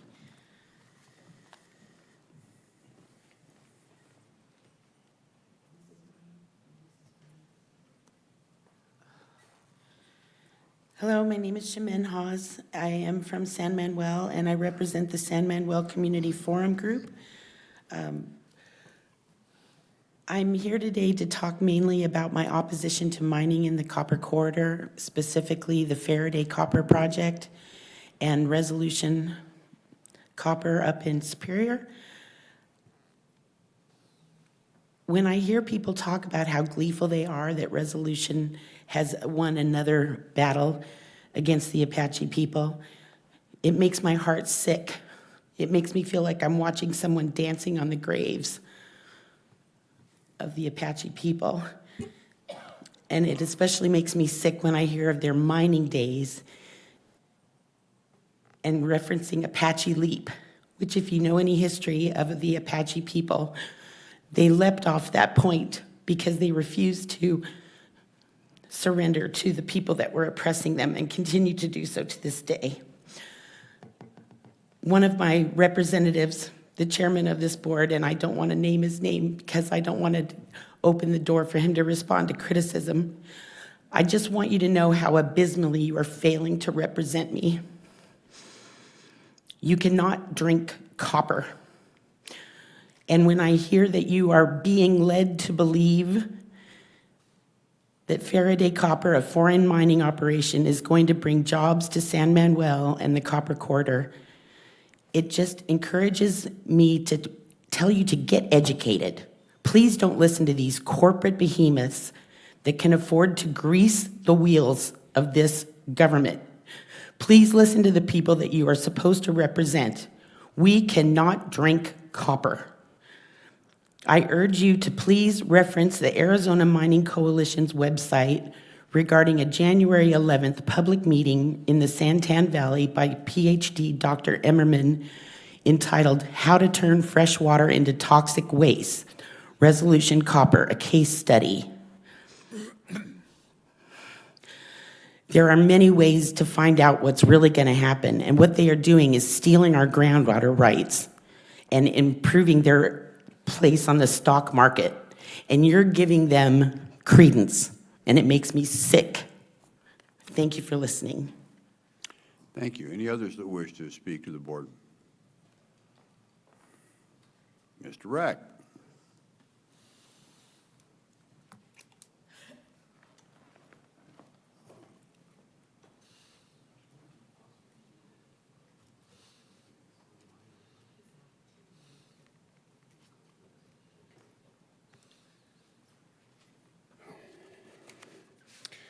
I'm Noel Reck from Eloy. First, a good thing. Last week, the Casa Grande Democrat Club was honored by Pinal County Development Services for our 5-year participation in the Adopt a Road program. Today, I want to thank Jennifer Carlejo, Natasha Carzales, Terry Day, James Knight, and Ray Tellis for their help in providing the needed materials, guidance, and support throughout those 5 years. It's a great program and one we are very proud to continue to be a part of. Now, the not so good. At the last meeting, I asked agenda item P be pulled, a grant proposal to the Department of Homeland Security from the Pinal County Sheriff's Office, because I had legitimate concerns about the proposal's responses to questions from the DHS and holes and mistakes found in the proposal's formatting. With Sheriff Teeple out of town and no one from the Sheriff's Office available to represent the proposal, I suggested it be tabled. Despite that, a vote was held. The proposal was approved 4-1, with Supervisor McClure voting no. I offer somewhat of a pass to Supervisor Miller, who attended the meeting telephonically. Being unable to see the visuals I presented may have affected his vote. However, I must critically ask for an explanation from Supervisors Goodman and DiCello for approving the proposal without its sponsor here to answer questions, offer clarifications, or respond to the holes and mistakes in the format. I won't be here to remind him, but since Supervisor Goodman isn't present, I would ask he address this at the next meeting. To be frank, I find the rubber stamping of item P to be disrespectful, irresponsible, and unprofessional. As an educator, I was involved with several grant proposals over the years. I would have been embarrassed to present one with the problems item P had, and if one had been presented, I'm sure it would have been rejected by the grantor.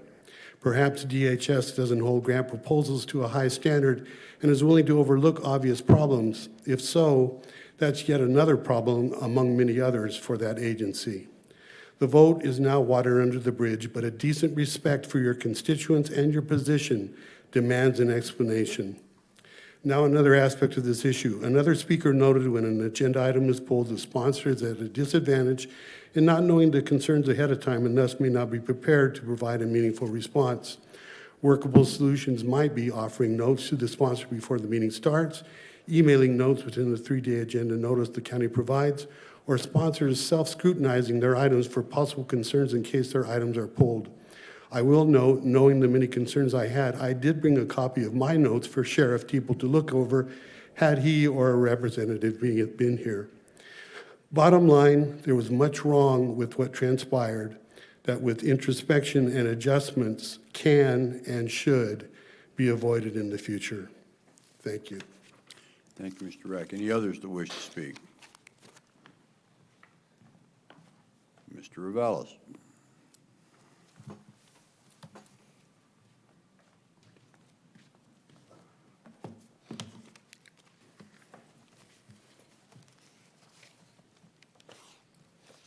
Roberto Reveles, resident of Gold Canyon. Mr. Chairman, at the national level, all of us have a visible reminder of what the unresolved war in the Middle East is costing us. We all can read the price at our gasoline stations and grocery stores. However, the same visibility is not true for Pinal County's unresolved conflict with its rogue county attorney and its cost to county taxpayers. Perhaps the county manager's reports could be our gas station signs to inform taxpayers about the cumulative costs that are thus far hidden behind the closed doors of executive sessions. The Board of Supervisors must not adopt the federal government's congressional silence policy of see no evil, hear no evil, speak no evil. Please, Mr. Chairman and board members, this affordability and accountability crisis that's impacting all Pinal County family budgets demands some indication that you are effectively exercising your fiduciary responsibility for ending the intolerable hemorrhaging of taxpayer dollars. How much longer are we and the public expected to remain silent while this unresolved crisis keeps emptying our wallets? How long must we continue paying for both the county attorney's irresponsible expenses while also paying for outside counsel to advise the Board of Supervisors on a way out of this morass?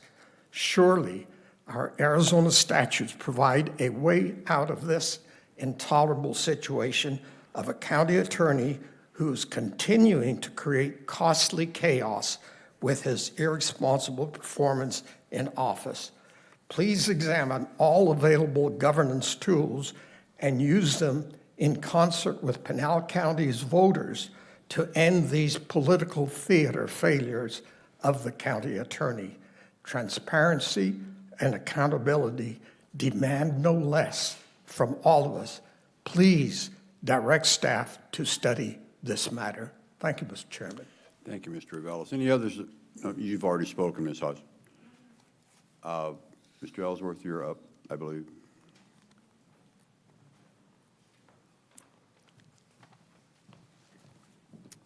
Good morning, Mr. Chairman, Mr. Vice Chairman, Supervisors, George Ellison, Gold Canyon. Ellison, sorry about that.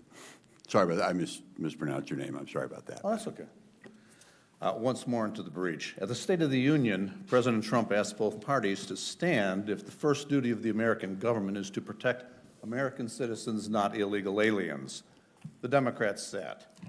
How many times do Americans have to vote for Donald Trump to make the point that we want illegal aliens deported? We voted for him in 2016. We voted for him in 2024 by even a larger margin because he promised a mass deportation force. President Obama said elections have consequences. He's right. We won, the left lost. So why do we always have to start at square one on the question of should we have a country?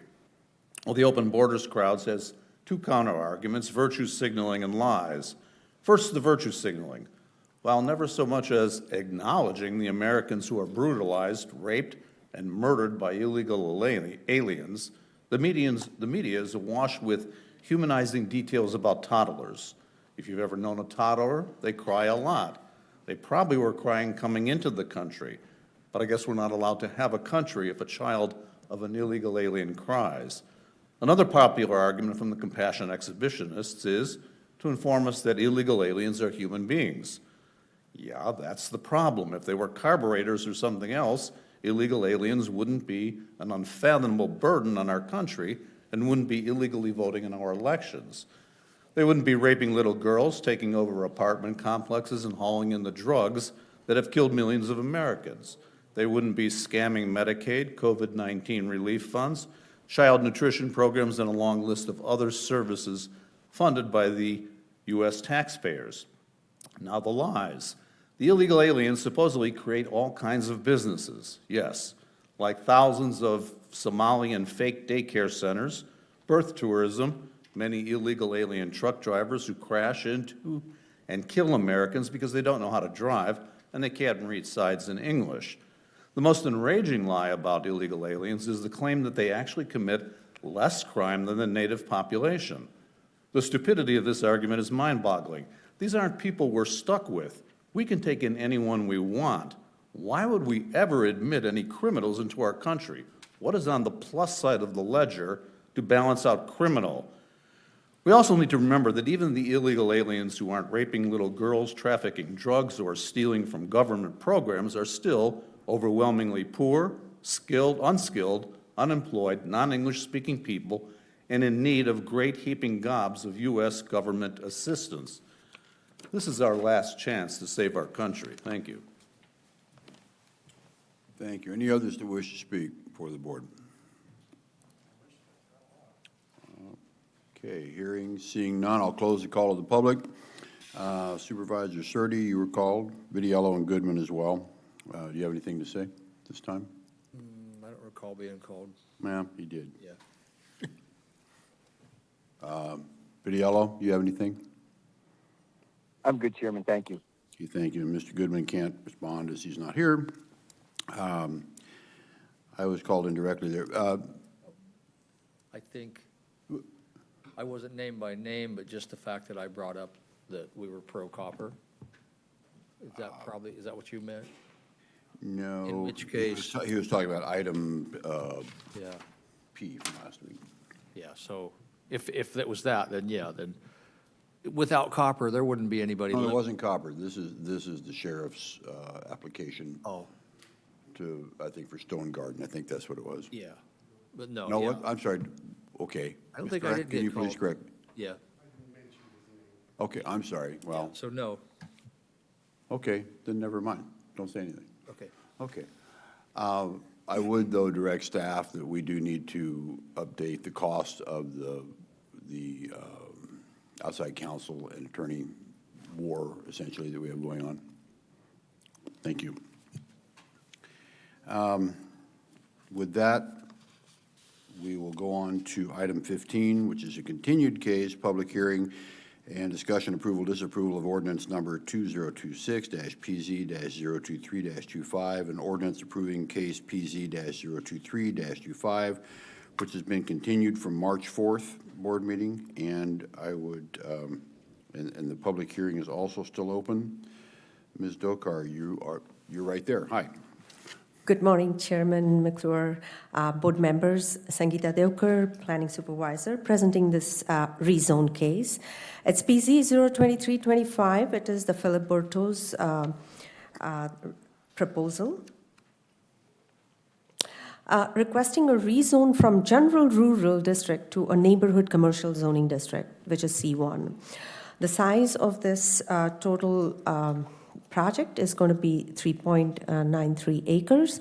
Location is 0.25 miles north of McCartney Road, West McCartney Road, and North Overfield Road. This includes 3 parcels. We have the owner, applicant Maria Silva, who is represented Azumar LLC, and we have the agent Samir Slatewala, who is also present in public today. This is the location map showing the location of the proposal. It's you can see that it's in central Pinal County.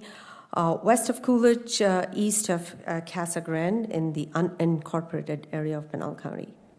The vicinity map showing the location of the 3 parcels along the Overfield Road on the east side, surrounded by residential properties, and to the north corner, we have the commercial zones, and also to the south of that, at the junction of McCartney and Overfield, another commercial zone. This is the aerial map showing the 3 parcels, which was part of an old avocado nursery, and showing also the site posting that was completed. Some pictures to the north and south, east and west. Some items for the board's consideration. This property has been a general rural and has formally been operated as an avocado nursery under a special use permit, which is SUP 11-4-82, since 82 until 2024. So it has been operated under the commercial agricultural, I would say, classification under the GR zoning. The comprehensive plan designation is moderate low-density residential, which is the surrounding area also. And the C1 neighborhood commercial zoning, which has been proposed, is consistent with the commercial plan's allowance for complementary commercial uses. Proposal at this time by the applicant is for a Filiberto's and a retail shop as part of that initial development of this avocado nursery. Up to 2024, just giving you a background, this avocado nursery was being functional, but with change of ownership, for some reasons, the nursery was not performing up to its, was not successful, and maybe various other reasons. The site is located 3 miles south, 3 miles from I-10 exit. It's 1 mile from the CAC, Signal Peak campus, and 0.7 miles from the incorporated city of Coolidge.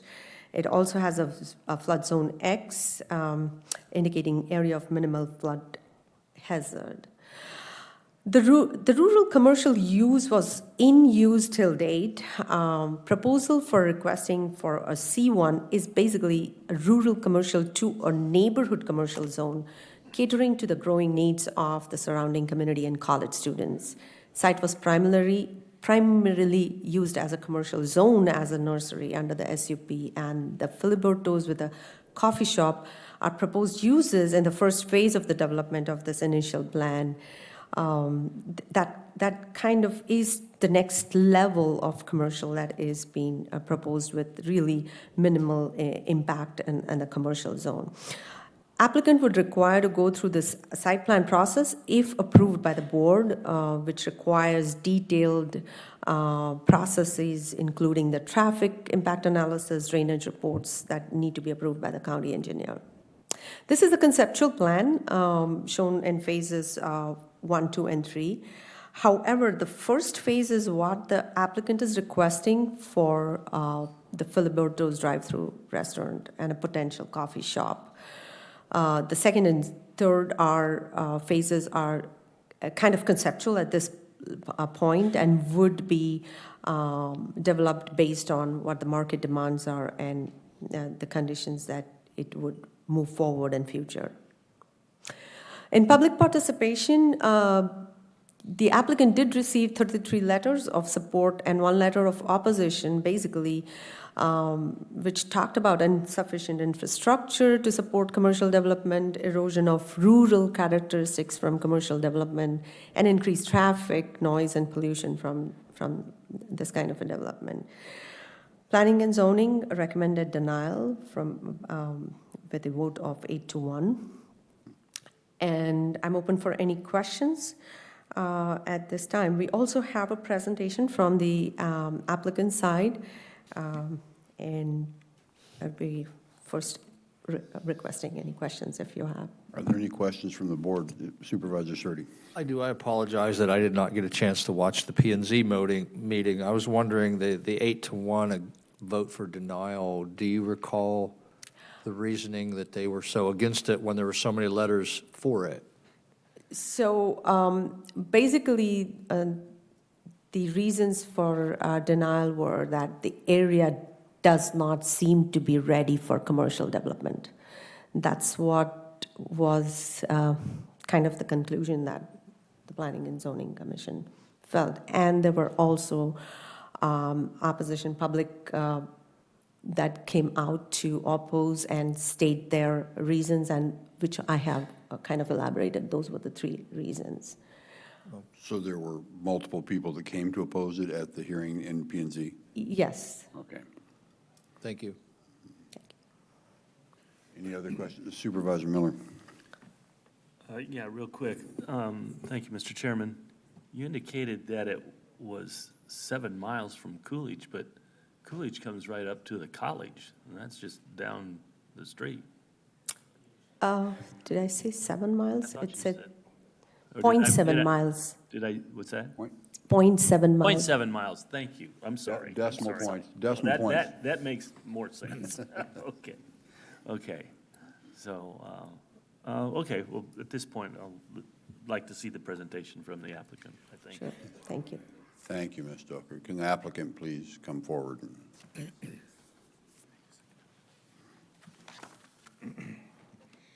Hello, Board. Samir Slateewala, Architectural, 1211 West Canary, Chandler, Arizona.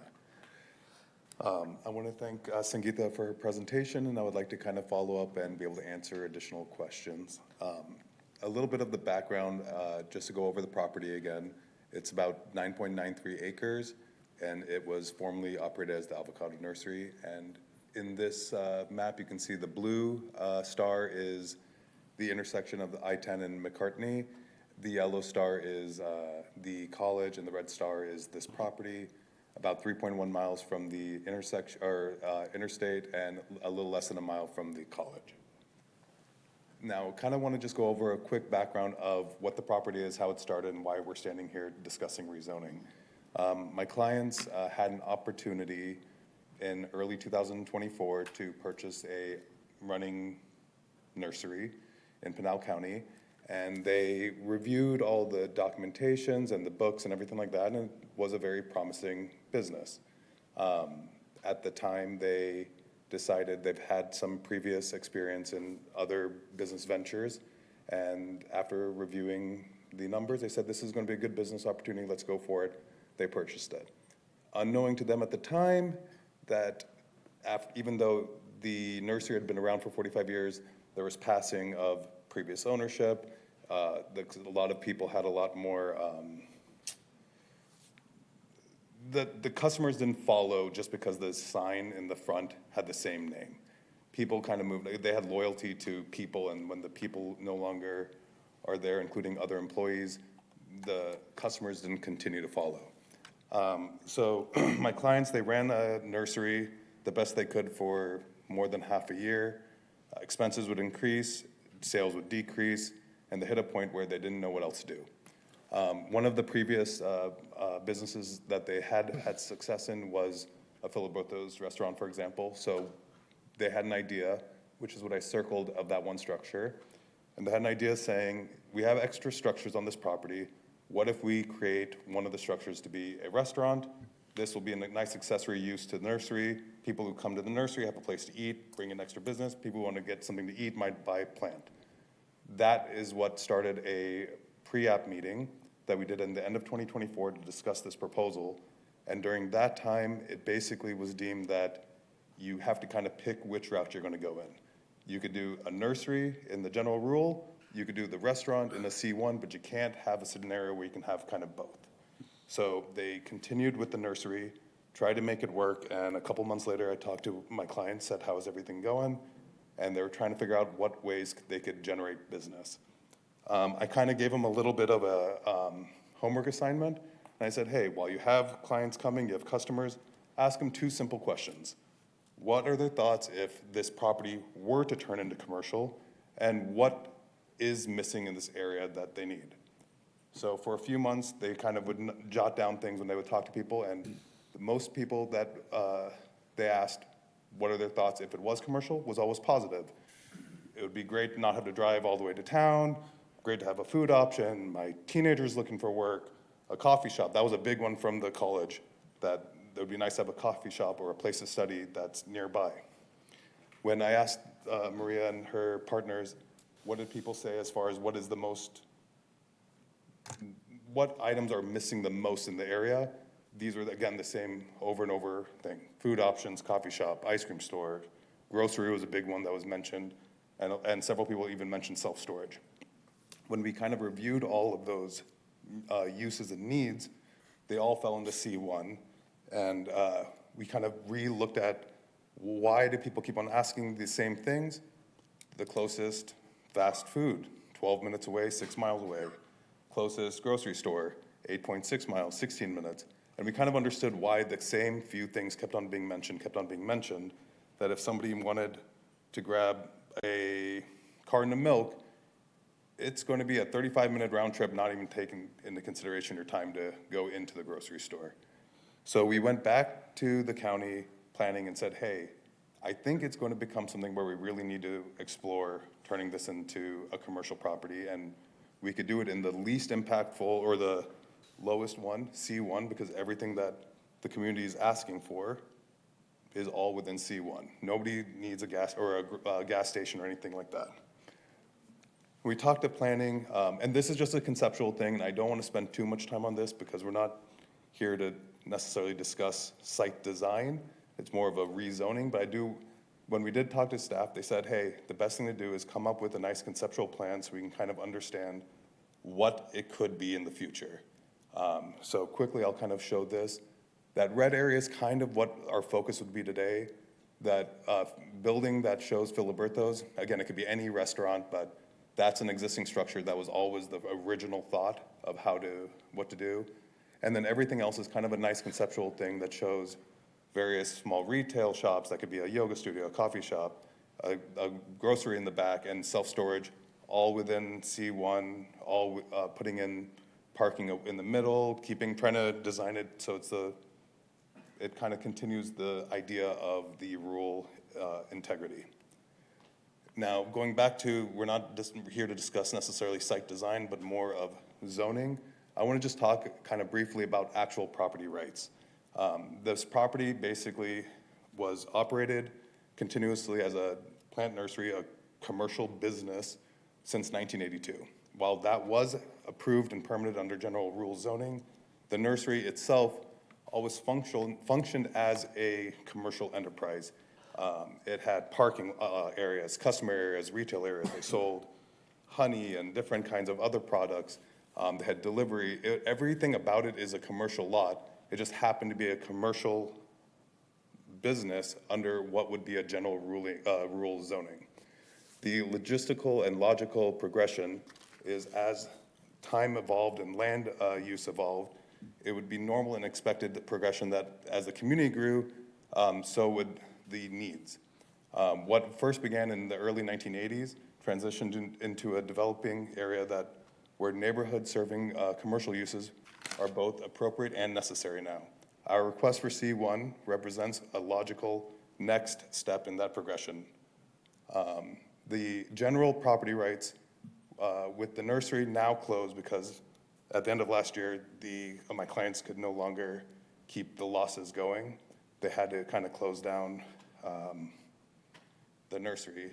So now it's basically sitting unused and vacant.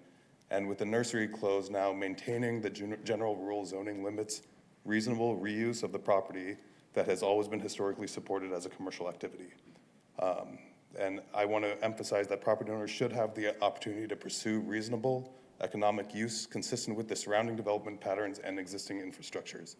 And the compatibility of C1, which again is the neighborhood commercial, is it's meant to be low intensity. It's meant to be for services and for what is needed for residential areas. And by going into C1, you're also preventing higher intensity uses that could come in the future. You're kind of holding that neighborhood feel within that area as well. Additional benefits, obviously there are economical and property benefits, which can be anything from being able to reuse a property, preventing long-term vacancy of properties, restoring economic viability in the site, increasing property taxes, obviously, and helping support local and small businesses. Neighborhood convenience and quality of life, providing the neighborhood serves that area. You also help out residents in the area, students at the college. You reduce need for longer vehicle trips, daily conveniences. You help support walking and bike riding and other things of WISE C1, what the intent is supposed to be. And as far as community stability and safety, it does properly promote orderly and logical land use transitions. It aligns zoning with the historical commercial functions that it already had. It encourages appropriate scaled development versus higher impact scale development. And it encourages to reinvest in what's already a disturbed property versus redisturbing anything new. I want to quickly go over the evolution of the area. One of the things I find very fascinating is how large Pinal County actually is. It was mind-blowing for me to realize that Pinal County itself is larger than Rhode Island, Delaware, Connecticut. And this map kind of shows all the area that is, I would say, I don't want to say unusable, but it's not the private area. It's a majority of the county itself is the Indian communities, the national forest, the state lands, the BLM. And that area, the other area is the actual limited private land use areas. So this is kind of what I wanted to kind of go off of, and Sangeeta kind of was showing it, is there's a lot of yellow, and yellow is basically the moderate low density residential. When you get into the purples and reds, you're basically adjacent to the interstate. You're in the incorporated areas. But when you're right smack in the middle, you basically are in a world of just low density. Now, where I marked off with in purple the word site, that's our site. And I kind of want to just go quickly over the evolution of the area. I found a satellite image from 1985. The square is, you can kind of make out, that's Avocado Nursery. This is 3 years after they started. You can tell there's the college up to the north, and basically we have open, vacant, undeveloped land. You fast forward 12 years later, now it's 1997. Avocado Nursery has been around for 15 years. Still, you can see the college up to the north, and you start seeing sporadic few residentials being built. Fast forward again, another 7 years, in 2004, same thing. It's mostly that you can see the nursery, you can see the college. Now you have a few more things, but it's overall vacant, largely undeveloped land. Now, by the time you get to around 2014, that's when you're starting to really see, okay, residential developments are starting, still largely undeveloped, but it's starting to move into this area. The land and the uses are starting to evolve where we are now. And here, this is 2025, when Avocado Nursery finally had to shut its doors. And again, while there is a lot of land, you can start to see there's a lot more developments that are getting started. There's early stages of new development, early stages of more housing projects and everything else. The reason I bring up all of this is kind of to emphasize that this idea that we're trying to bring this commercial property into a residential area, to me seems a little misleading. To me, it almost feels more like a residential area built around this one commercial property. It's how it evolved over the last 45 years in the county. I do think that the area has experienced what it would be considered natural, inevitable progression of growth. All of Arizona, whether it's Phoenix, Casa Grande, everything is expanding, and it's kind of getting into this area here now.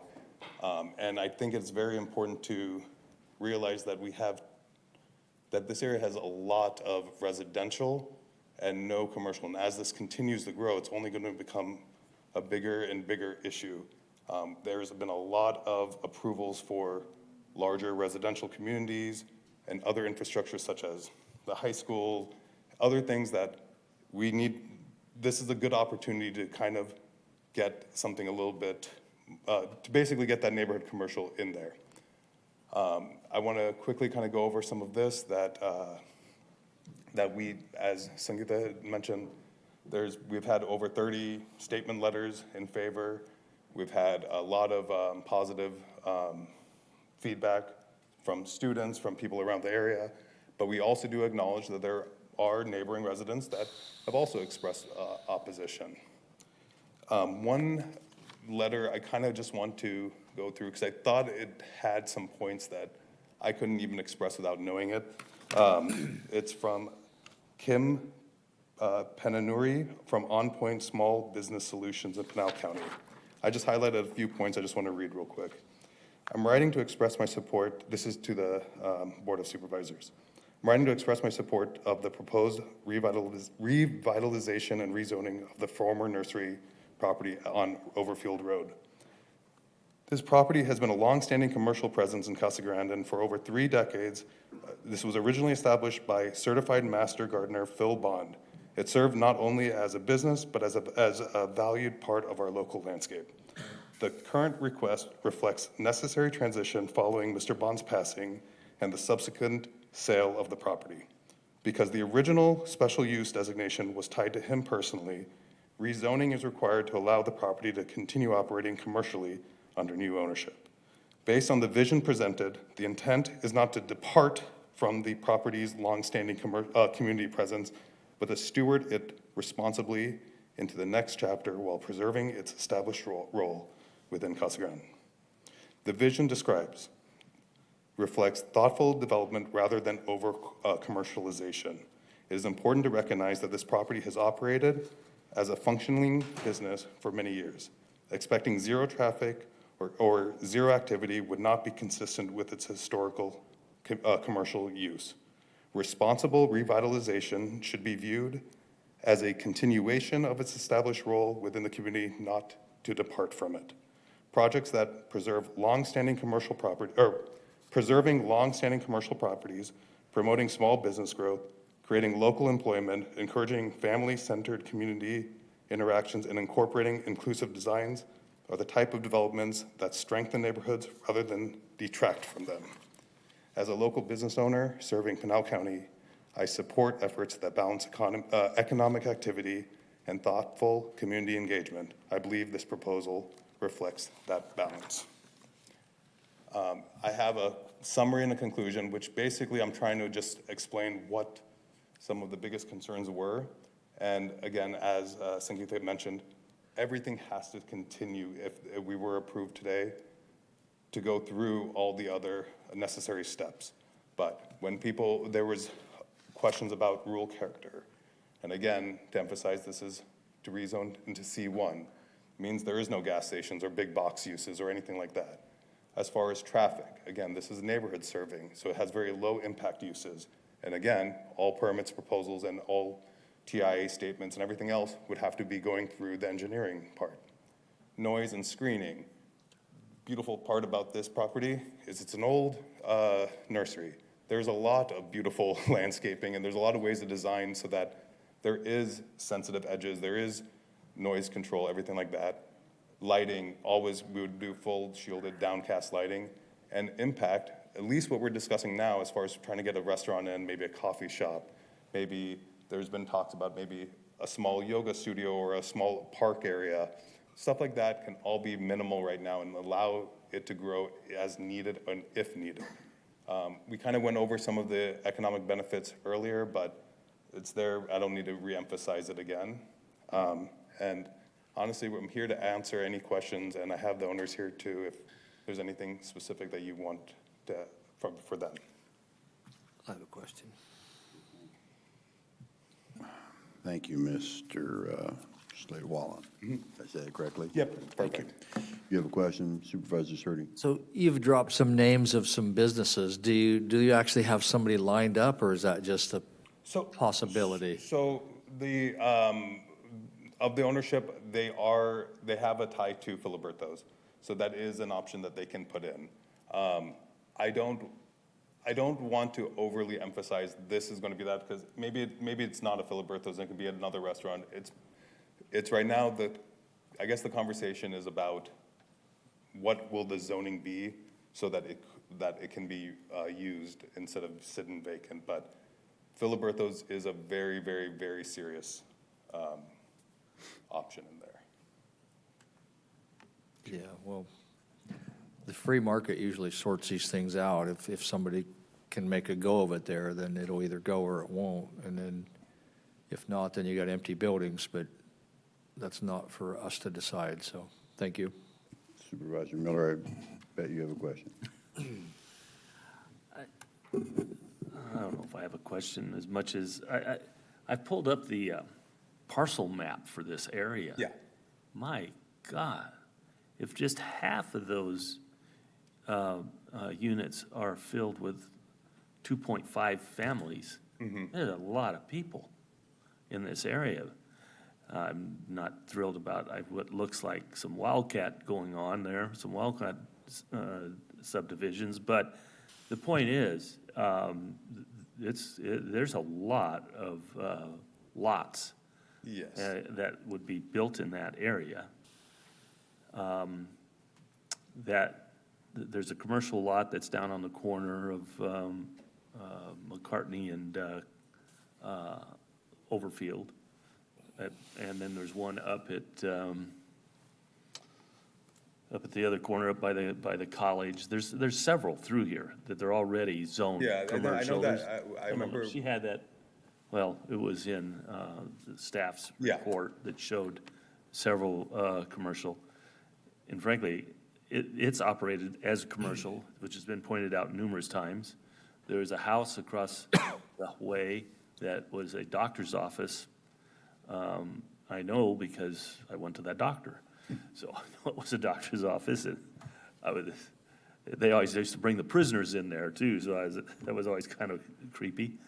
There's a guy that's selling palm trees on that road for decades. That's a mess. I just think any kind of development, and I feel bad about the fact that the nursery did not go. But there was a time when on a Saturday, if you were to go from Casa Grande to Coolidge, that nursery was packed with cars all the way around it all the time. I mean, it was a popular place. I guess whoever owned it at the time, Mr. Vaughn, is that what you said? Paul Bond, I believe. Yeah. Yeah. Must have been, Thank you. he was very knowledgeable on desert plants and help people with their landscaping and stuff. And it's too bad that didn't continue. I'm going to be real honest with you. It's getting run down. It's not. It's about a nanosecond away from code enforcement coming by and saying, you need to start kind of cleaning this place up a little bit. I think the development is a great idea. There'll be something there. I mean, it'll cost you a lot of money to develop this lot, just even to your proposed type of layout that you showed us, asphalt. Oh, yeah. Widening of, you'll have to widen Overfield and have probably a decel lane or something to that effect. There's a lot that's got to go on, should you develop it. It's not going to be cheap, and because I know the process and what's waiting for you if you go down that path. But when I look at zoning, when these zoning cases come before us, is this an appropriate use in this location? This is not a bad use. Well, first of all, it's not much different than what has been there for decades. And so, it's not a gas station, it's not a body shop, it's not something that's kind of out of the ordinary. It is something that will drive, there'll be a need for all the items that you've kind of talked about if just half of those lots fill up. So I think it's a fit. I just don't even understand why planning and zoning did what they did, but I see a positive here. Okay, thank you. Supervisor Vidiello, do you have any questions? Yes, Mr. Chair, I just wanted to ask, my little bit of a concern is that this doesn't turn into, if I remember correctly, it was an RV storage. It looked like it took up a lot of the land. Is that correct? You know, I am behind on the timing because we're 45 seconds behind. But my question is this going to turn into really an RV storage? And that would concern me in an area that people are concerned about needing more restaurants or healthcare or anything like that. The proposed storage, again, was not an RV storage. It was actually self-storage. I don't know if RV storage is even allowed in C1. What is allowed is up to 3 acres of a proposed for self-storage. That would be basically your traditional AC area where you would have your 10 by 10s that you can kind of rent out. Supervisor Vitiello. Yeah. RV storage is not allowed in that particular. No, I'm sorry. I apologize. I meant to say just regular storage. But, you know, my concern is that, you know, there is a lot of housing in that area, and I'm definitely for commercial business. But I just want to make sure that this is really, that's not the anchor is the storage place. I want the anchor to be restaurants and doctor's offices or whatever.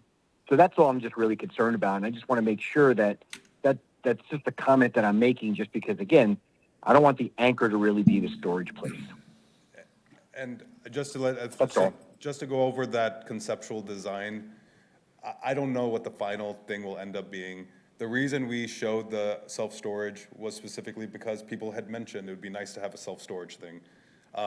That's also architecturally why I threw it all the way in the back. I was like, I'm not emphasizing self-storage. I have its own lane to go all the way back there. If that were to ever go, the last thing I want is, or architecturally at least speaking, is throwing self-storage right on the front of Overfield. That's why I kind of had it in the back and kind of out of its way in the least impactful use. But it's all conceptual still. Thank you, Chairman. I appreciate it. Thank you for that comment too, sir. Thank you, Supervisor Vitiello. Any other questions from the board?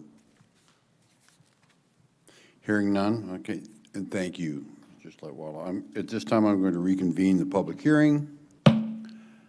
And here we go. Are there members from the public that wish to speak on this item? I've got 2, 3, 4, 5. Okay, how about if I just Got some cards here, too. Oh, here I have cards. Oh, even better. Okay, I've got one card. I've got John Morton. Then we'll go down the hand raisers. Good morning, Mr. Chairman and board members. My name is John Morton. I'm from the unincorporated area that is right across the street from this project. I'll start with all the wonderful things that I shared with P&Z and during that meeting that I was at. Those 5 comments they had up there regarding the items and things that they wanted. Fortunate enough for some of us who are within 500 feet of this property, we actually got a letter that said that there had been a survey done. No, there was not. I never received one. None of my neighbors received one. None of the people in the neighborhood ever were contacted in any way, shape, or form regarding this other than that meeting that was held on site on a Friday at 5. How many people do you think showed up at 5 p.m. on a Friday? Not very many. People that did show up were all in opposition of this particular project, and that's why P&Z declined it. The point I'm trying to make here is that this is a rural area. We have all moved into this area for a very specific reason. We want to be rural. We left the city. We left the commercial areas to get away from it. We don't want this in our backyard. We don't want this across the street. And all the items, I will give their applicant, thank you, sir, for bringing up all those items specifically. We brought up the lights, we brought up the noise and all the rest. Overfield is already over-traveled currently. I give them props. They looked at that as we have the traffic pattern, we have the amount of people going up and down this road. Fully understand that. We don't want it there. Okay, this is going to bring more traffic, and I understand what all of you said about the avocado nursery. Understand, it's a nursery. It's not a restaurant. Okay, that's some place that people went to browse through all of Phil's wonderful things that he was growing there. That's agricultural related. It's not a restaurant. It's not an office. It's not a grocery store. It's not a self-storage area. So what I'm trying to get to is that a lot of the things that you've told you aren't quite there. I did visit the avocado nursery after it was purchased. It was a fire sale. They were selling all that stuff out wholesale. as fast as they could. They got to the point where they didn't want to water anything anymore. It was too costly. It was cutting into their budget, and so they cut it off. What they have told you is very true. Their roots are in the Filiberto scenario. That's what they intended from day one. Okay, they're going to tell you otherwise. I don't believe it. I don't believe it for a minute.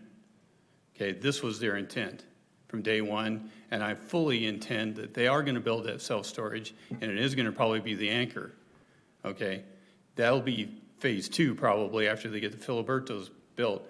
I'll be fascinated that if you approve this, if it makes it, there is no utilities. Thank you. I don't have any other cards, but I have hands that were raised, and I think I'm going to start, ma'am, with you in the back there. I'll just go left to right across my field of view here.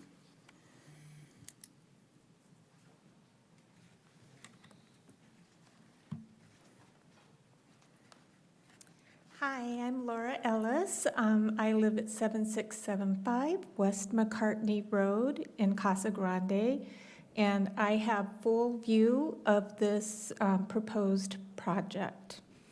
I vehemently oppose this project.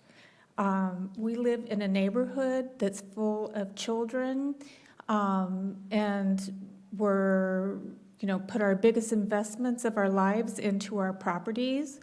It's been known that, and studies have shown that when you put a commercial property in a residential area, people are less likely to want to buy that home.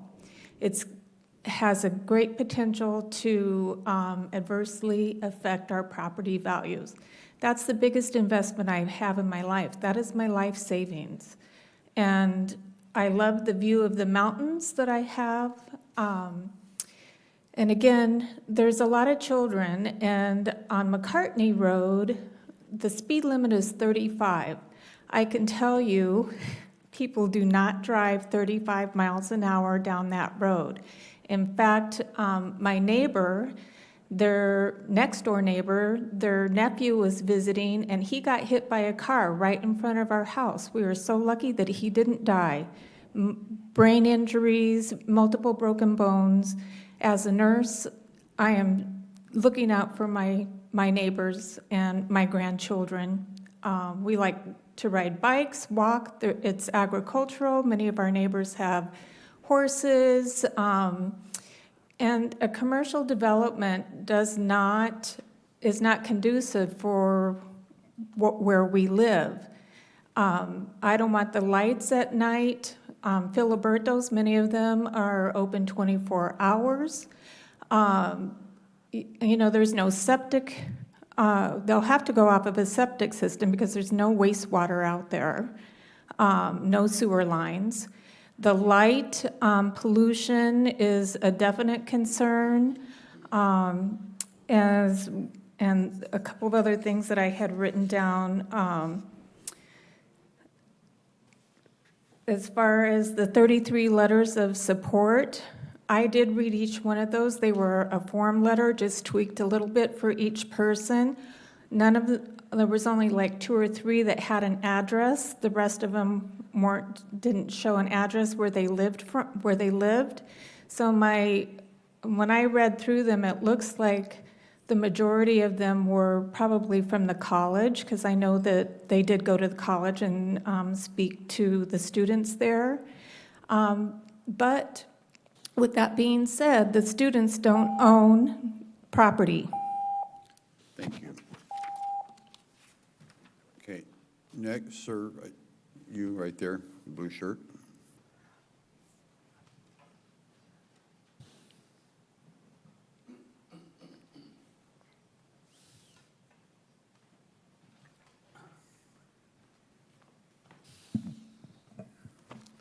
My name's David Ellis. Thank you, Chairman and members of the board.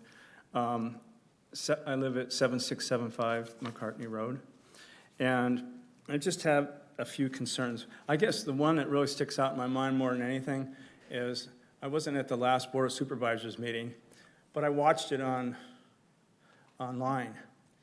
And when this case came up at the last meeting, one of the members of Pinal County staff approached the supervisors after you were going to hear the case and said, well, we're not ready to submit the information for the approval of this case. It almost seemed like, gosh, it was already predetermined that it was going to get approved. And I didn't quite understand that at all. And I had a same issue with, during the planning and zoning meeting, I went to the neighborhood meeting. There was definitely work being done on that building. I mean, to the point where there was fresh sheetrock dust on the ground. They used creosote beams for the restaurant, and she even told us, this is going to be the new restaurant. We went in there for the meeting. There was no electricity. There was no power, no water, no nothing at this neighborhood meeting. And it was clearly evident that construction was already going on without a permit. And I brought that to the attention of planning and zoning at that meeting, and the person in charge of building or whatever said, well, we sent an inspector out there, and he said there was nothing being done that needed a permit, which is completely false. I mean, when you got electrical and structural and so on and so forth, that requires a permit. And so that really upset me that that person, who's a staff member in Pinal County, did not tell the truth. And I'll just throw that right out there in the open, because it is what was said. It's in the meeting minutes and everything else, but it was totally not true. And I did my homework. There's already 2 Filibertos within 6 miles of the proposed one. Obviously, at the planning and zoning meeting, the neighborhood, the people who are directly affected, unanimously are opposed to this. And so was planning and zoning. And I just hope that you will listen to what's been said from the public. I mean, the planning and zoning, they're part of the public process. Us, the neighbors, we're the public. And this is, I mean, it's unanimous that we don't want it, and it wasn't approved. And to approve it is, my mind would be boggled if it was approved. And it's just, and I don't really believe anything that they're saying because of the way the building thing went, so. Thank you.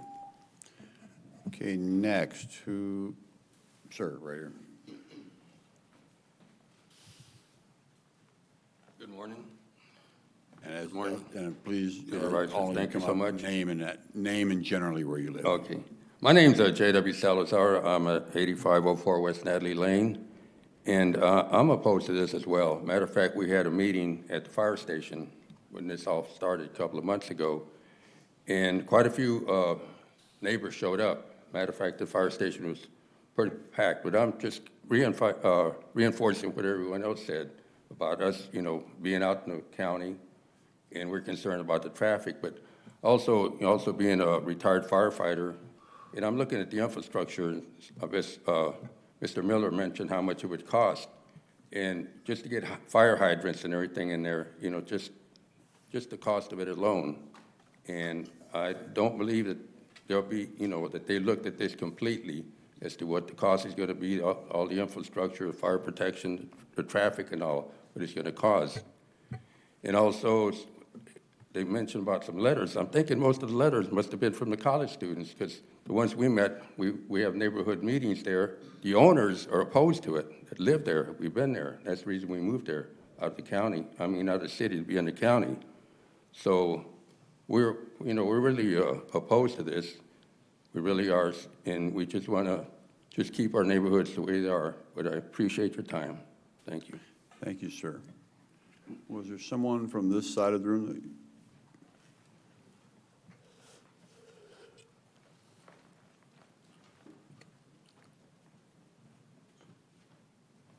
I didn't recognize you with your new haircut. Yeah, Keith Seaman. Yeah, get to be on the legislature, but it's personal. My name is Keith Seaman. I'm at 5009 North Overfield, which is about probably 1.5 miles south. When I first saw this, I was concerned too, but I did my research, which I trained to do. Somebody, when you talk about the convenience, we're about 8 miles from a grocery, so I've been there since 2008, and that was before Fry's. It's about 8 miles to the grocery store. This would be much more convenient. I know the grocery store is one of the second phases. It would be, what, 5 minutes for us. How many times have your wife say, I need some milk right now? Well, I'm not going to go to Fry's or say, get some milk. So we have arguments about that. But this would be much more convenient. As Supervisor Miller said, there's lots more houses coming in there. When I moved there in 2008, there was hardly any house on McCartney. Now I see every day there's must be 50, 75 new homes being built on McCarthy all the way down to Cox and up to Coolidge. And then right next to the site, there's a lot of new homes going in there too. But between McCartney and the college, there must be 15 or 20. And as Chief said, excuse me, Mr. Miller said, there's a lot more lots that are being built. This is going to be much more convenient for the people in that area who have no shopping, who have no grocery stores. So I'm speaking as far as a convenience and a personal thing for the people who are moving there. So I support the zoning. Thank you. Thank you, Mr. Seaman. Yes, no, you're good. No, thank you. Yeah. You're up, yes.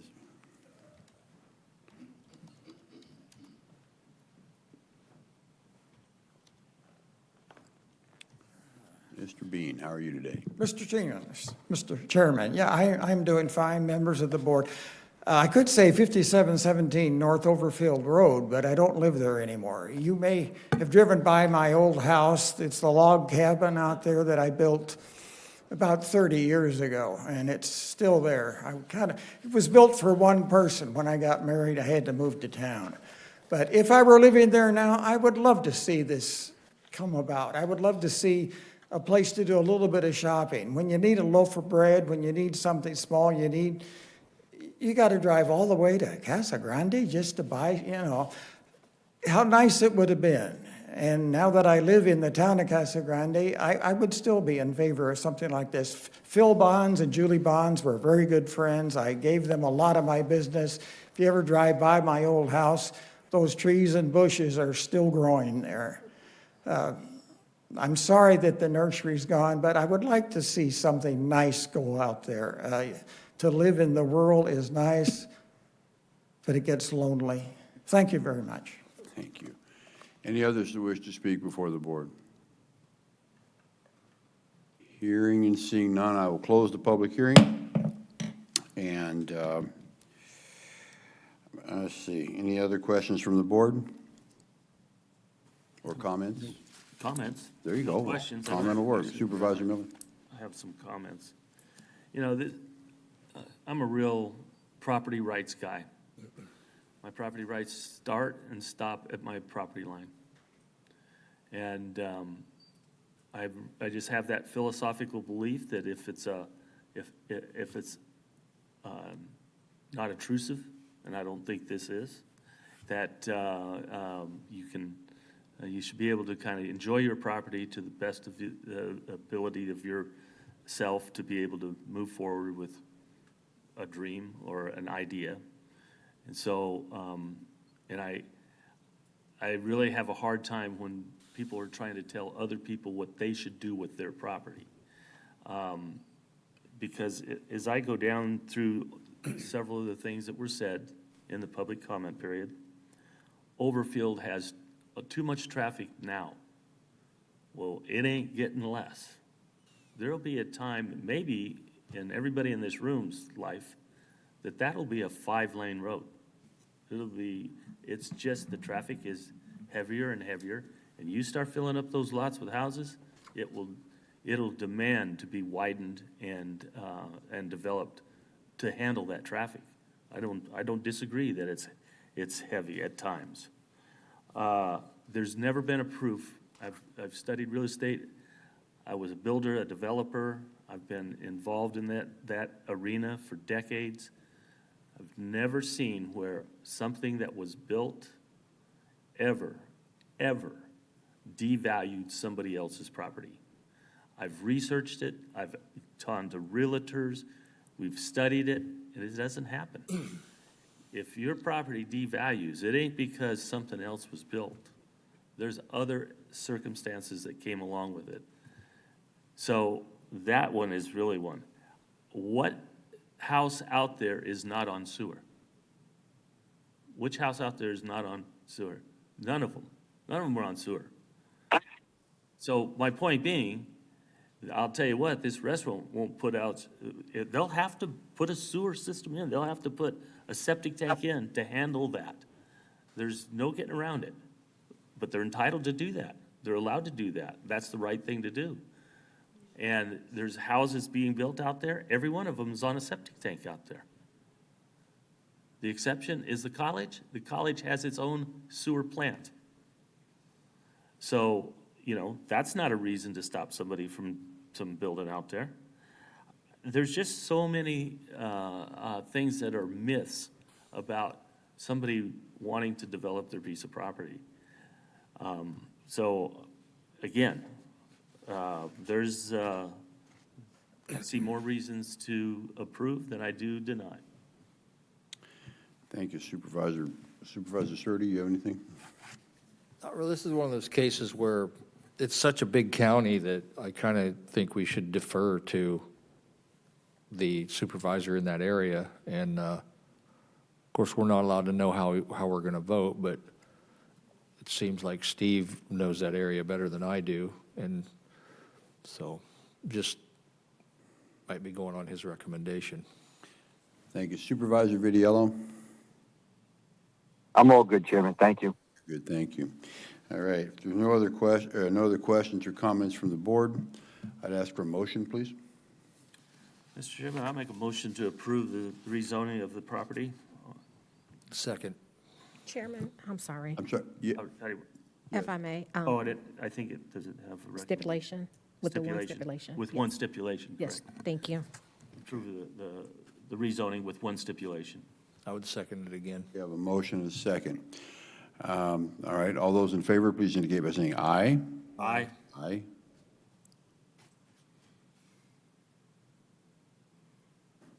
Opposed? Hearing none, motion passes. Nay. Aha, there you are.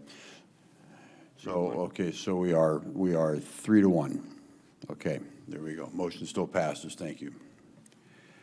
All right, that brings us to item 16, public hearing and discussion, approval, disapproval of resolution number 031826-RD25-008, ordering the abandonment and extinguishment of a drainage easement within a assessor's parcel number 104-27-006P.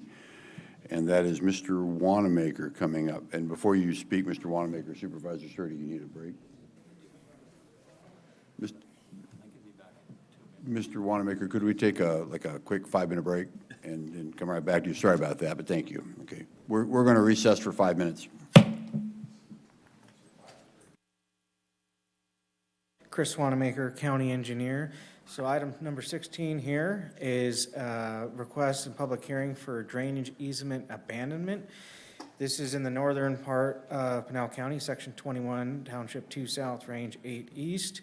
The applicant owner is John Loop, I won't even try to pronounce that, U-Store LLC. Staff supports the request for abandonment. This drainage easement is no longer needed. It was actually put in place a number of years ago in support of a planned development that didn't happen. So the applicant has revised their plan of development, and this easement is no longer needed. A new easement will be recorded in the future in a new configuration to support the site's development. Here's a map showing that easement there in red.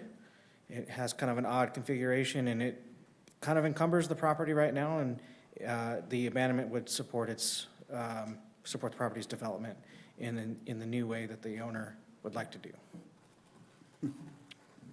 Here's some photos. Looking east along Ocotillo Road, the subject property is to the right. Here's another photo looking south along the western edge of the parcel.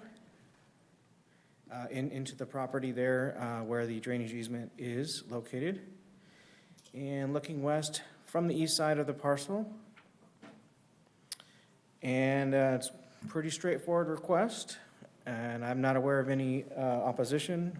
And I'll take any questions. Any questions from the board for Mr. Wanamaker? By the way, is Supervisor Vitiello still on? Okay, thank you. No questions? Okay, very good.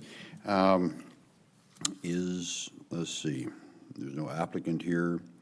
So, and this is a public hearing. So I'm going to open the public hearing. Anyone from the public, which is few and far between, care to speak? Hearing and seeing none, I will close public hearing, and I will ask the board for a motion, please, on item 16.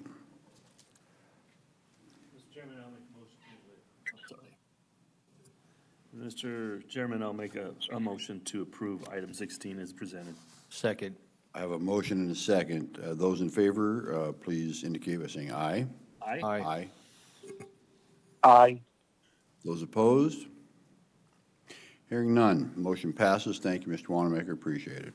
But don't go anywhere, because I see on item 17, which is a public hearing and a discussion, approval, disapproval of resolution number 031826-RD25-074, accepting the establishment of various roads within Pinal County, blah, blah, blah, blah, blah. So, you're on. Thank you very much.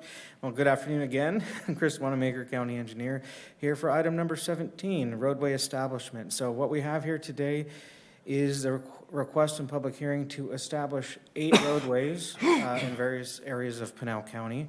The establishment is to be done in accordance with state statute, which then allows the county to expend public tax dollars to operate, maintain, and improve these roadways. This is something we do on an annual basis rather than per project because of the process that we have to go through. I'll just run through there are 8 roadways here. So the first one here is Loveland Lane. It's in kind of the northern Santan Valley Ranchette area. And then here we have Rock Cliff Boulevard, which is in Oracle. It connects Highway 77 to American Avenue. I believe there's a Circle K there on the corner and some future development coming, a storage unit, and possibly another convenience store in the future.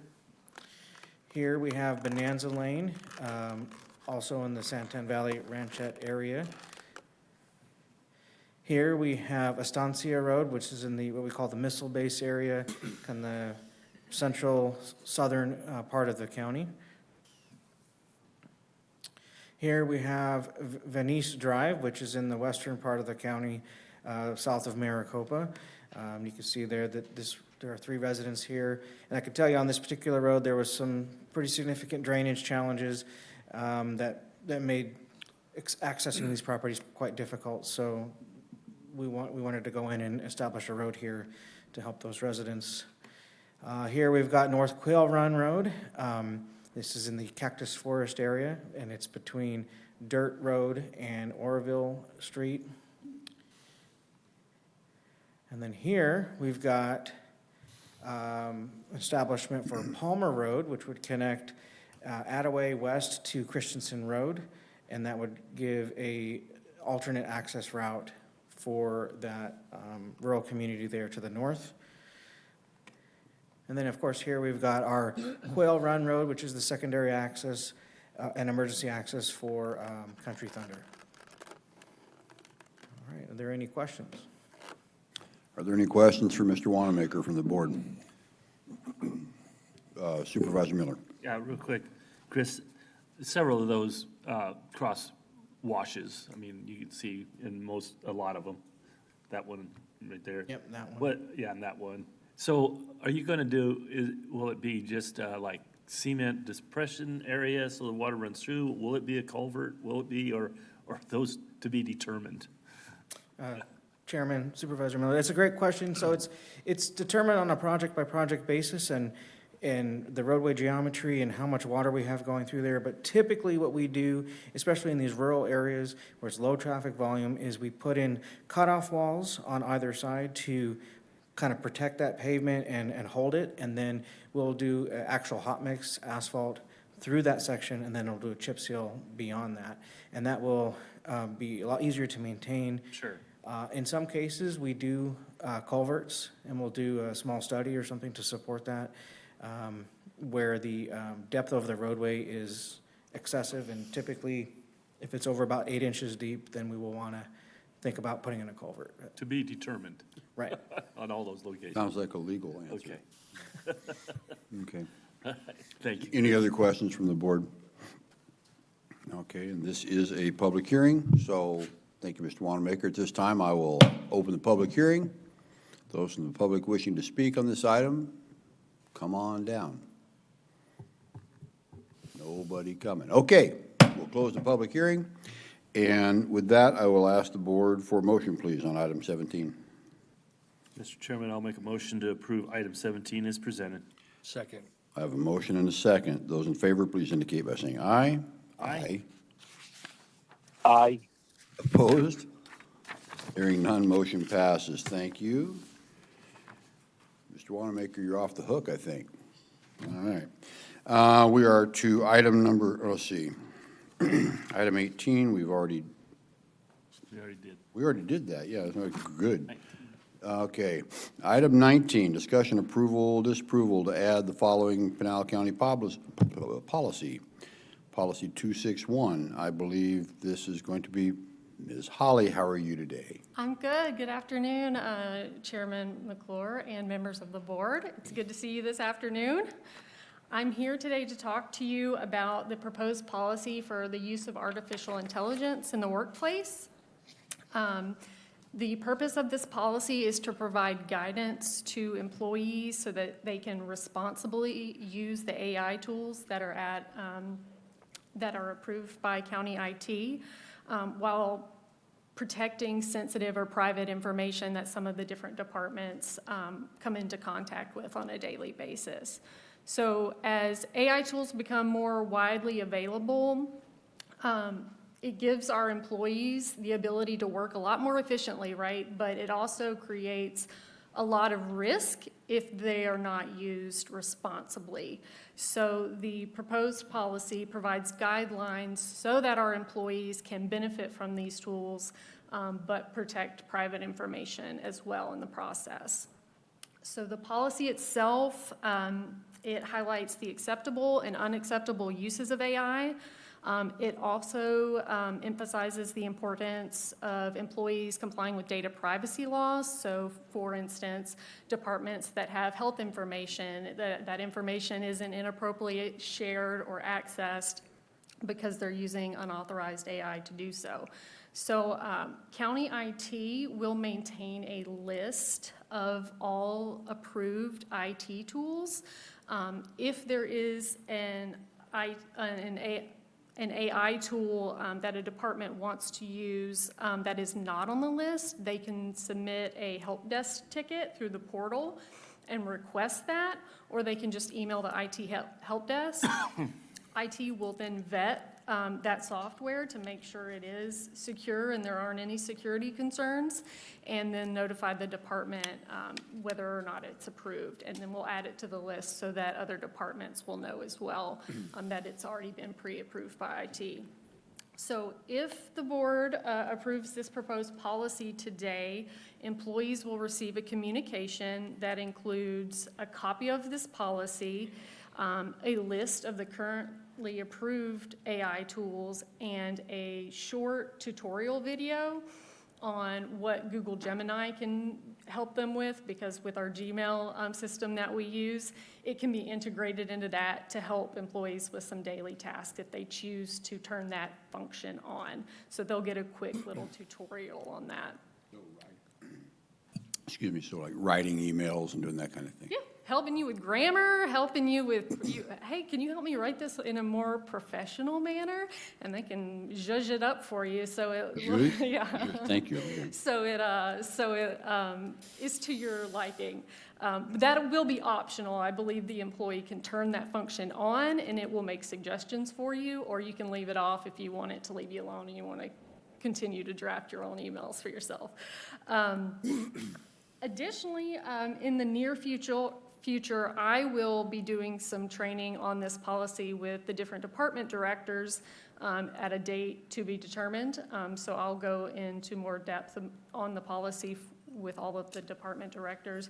But I'm always available if anyone has questions about the policy or what's acceptable and what's not, because I know sometimes we don't always read policies the same as everyone else. So I'm always available to answer questions if anybody has questions. So today I would request that the board approves this proposed policy so we can start using some secure AI tools in the workplace. And I'm here to answer any questions, and IT is also here if you have anything outside the realm of my knowledge. Okay, thank you. Any questions from the board? Sir, Mr. Miller. Thank you, Mr. Chairman. One of the areas that fascinates me is in this AI world, and I guess you just touched on it, that you'll be looking at future availability of using AI as a tool in plan review. There are entities that do use it very fast, very accurate on the information, and able to turn those types of projects around and back to the applicants a lot faster with their, is that really something that we might look at someday? I do, it's possible, you know, the thing with AI is it's not meant to replace a person in our circumstances. It's to give us an output that we can then review as humans to make sure that it's actually taken everything we wanted it to into consideration, making sure everything is correct, helping us get to the end result faster.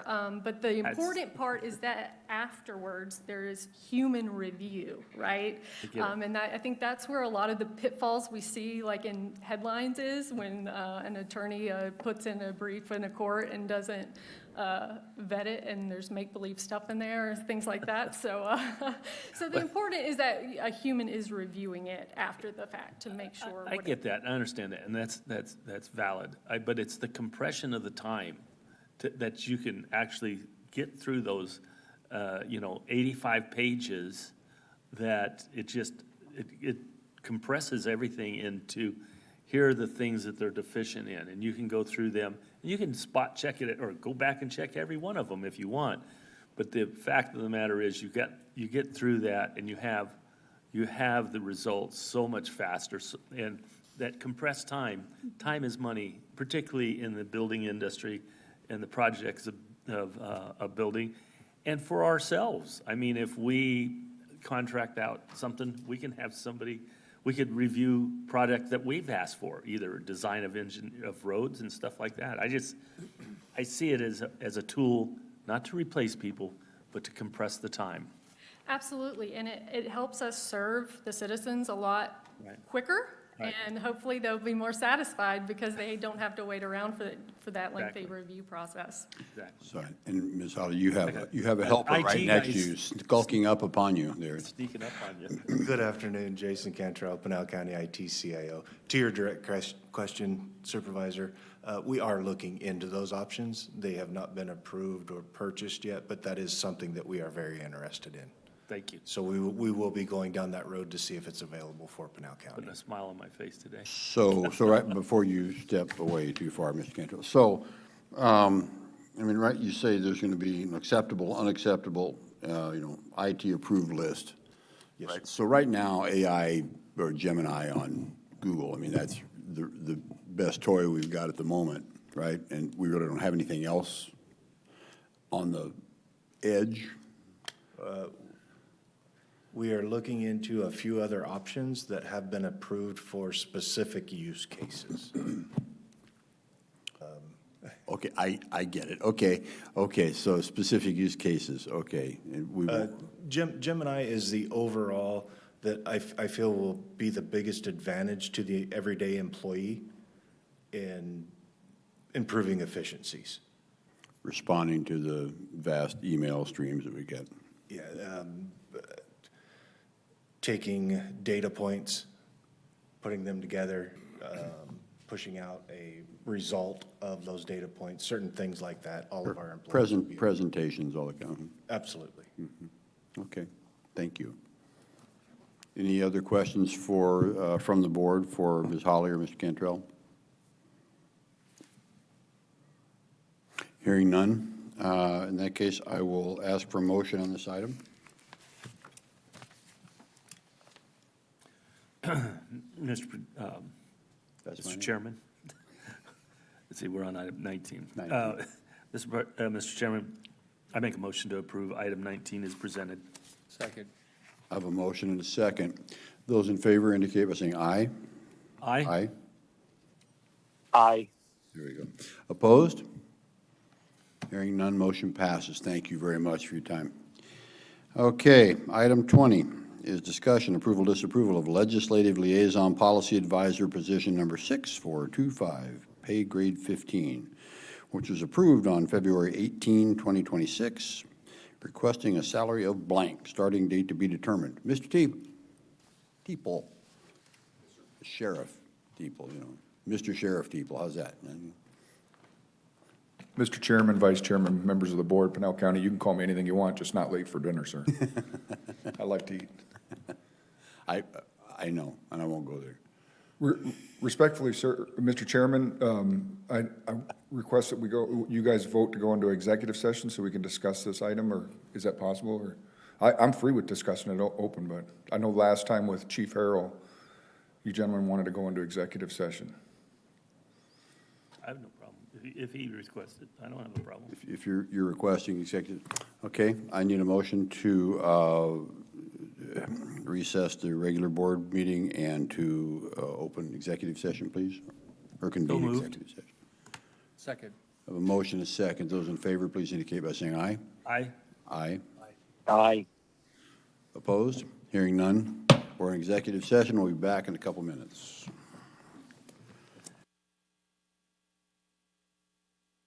Second. I have a motion and a second. And I'm sorry, is Vidiello back on the line? Yes, okay. So I have a motion and a second. Those in favor, please indicate by saying aye. Aye. Aye. Oh, I'm hearing an echo now. Aye.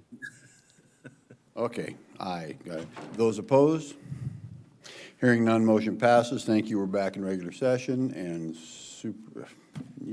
what's your name? Sheriff Teeple. Sheriff. You have anything else? No, sir, I appreciate the board's time. Yes, sir. Sure. Any questions from the board for Sheriff Teeple? Hearing none, then I'll ask for a motion, please, on item 20. Mr. Chairman, I'll make a motion to approve item number 20, position 6425, pay grade 15 at $105,000. All right. Does that work? Clerk of the board, Kennedy? Yes. Good, just checking, making sure. And over here, okay. So I have a motion. Is there a second? Second. Motion and a second. Those in favor, please indicate by saying aye. Aye. Aye. Aye. Aye. Those opposed? Hearing none, motion passes. Thank you, Sheriff Teeple. Thank you, sir. Thank you, Mr. Around the hood. Yes, sir. All right. Let's see, we have item 21. We have presentation and discussion of the fiscal year 23-24 Annual Comprehensive Financial Report, the ACFR, audit results and any findings by the Arizona Auditor General per ARS 11-661. And we have Ms. Stenson. How are you? Great. Thank you for asking. Good afternoon, Chairman McClure and fellow board members. I'm Randy Stinson, Deputy Director with the Office of Budget and Finance. Today, we have Vicki Fisher, CPA and Financial Audit Manager, and Nick Foster, Financial Audit Senior with the Arizona Auditor General Office. They're here to present the results of the 2024 Annual Financial and Single Audit Reports. We, meaning the Pinal team, will be available to take questions as needed as we go through the presentation and to provide additional context.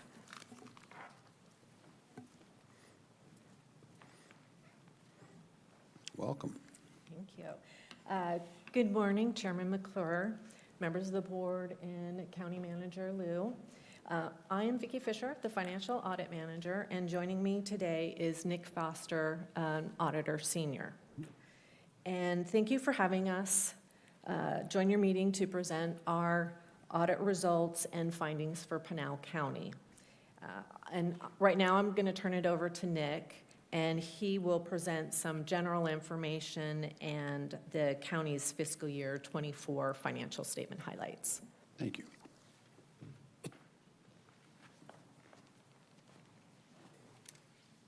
All right. Good afternoon, Chairman McClure, members of the board, County Manager Liu. I'm Nick Foster. I'm the audit senior who led the county's 2024 audits.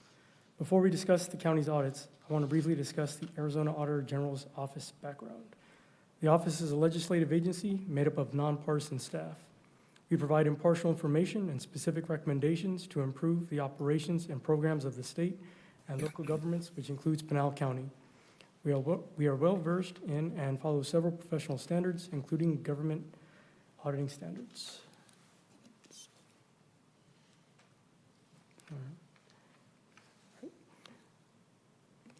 Similar to our contractor's previous presentations to the board, we are here today in accordance with Arizona Revised Statutes 11-661D, which directs the County Board of Supervisors to require its auditors or office to present audit results and any findings to the board in a regular meeting without the use of a consent agenda and within 90 days of the audit's completion.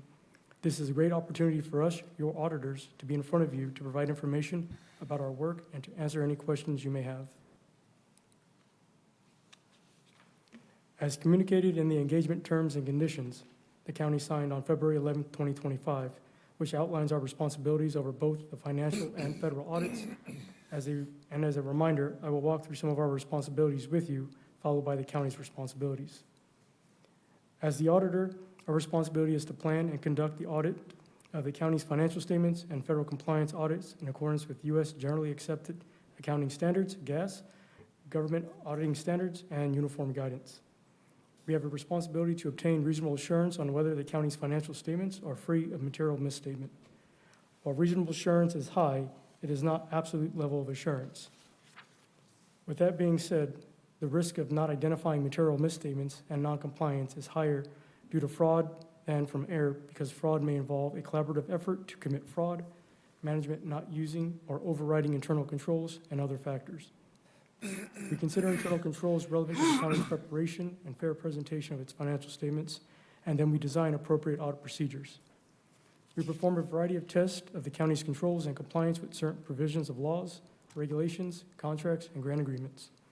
We communicate significant matters for both the financial statement and compliance audits. This is completed through communications you receive directly from our office and through conversations with management. We express our opinions concerning whether the county's financial statements and schedule of expenditures of federal awards, or CFA, were presented fairly in all material respects. Finally, we report on internal control deficiencies and instances of noncompliance we find. Similar to our responsibilities as your auditors, county's management has responsibilities that we outline in the engagement terms and conditions, and I want to highlight a few. The county has a responsibility to prepare, fairly present financial statements, related note disclosures, and accompanying information in accordance with the generally accepted accounting principles and uniform guidance. Design, implement, and maintain a system of internal control, specifically internal controls pertaining to the financial statement preparation and the prevention and detection of fraud, illegal acts, violations of contracts or grant agreements, and waste, fraud, or abuse. Evaluate and monitor the county's compliance with laws and regulations, contracts, and grant agreements having a direct and material effect on the county's financial statements and administration of federal programs. Follow up and take corrective action on audit findings, which include preparing the county's responsible officials' views concerning the findings, conclusions, and recommendations, a corrective action plan, and a summary of schedule of prior audit findings. Providing auditors with unrestricted access to staff, documentation, information systems, and any resources necessary to complete the audit. This also includes meeting deadlines that were previously agreed upon at the start of the audit. Today, we'll be discussing our audit work on 3 required annual reports: the county's Annual Comprehensive Financial Report, or ACFR, Report on Internal Controls and Compliance, and Federal Single Audit Report. When your annual reports were completed, we sent each of you a link to these reports in an email dated January 27, 2026. The first report, the county's ACFR, presents the county's annual financial statements and our opinion on them.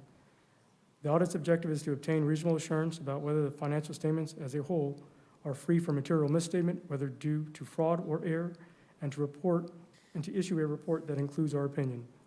For fiscal year 2024, we reported an unmodified or clean opinion, which means the county's financial statements are reliable. The second report, the report on internal control and compliance, which is included in the single audit report, is where we report any findings and recommendations resulting from our audit of the county's financial statements.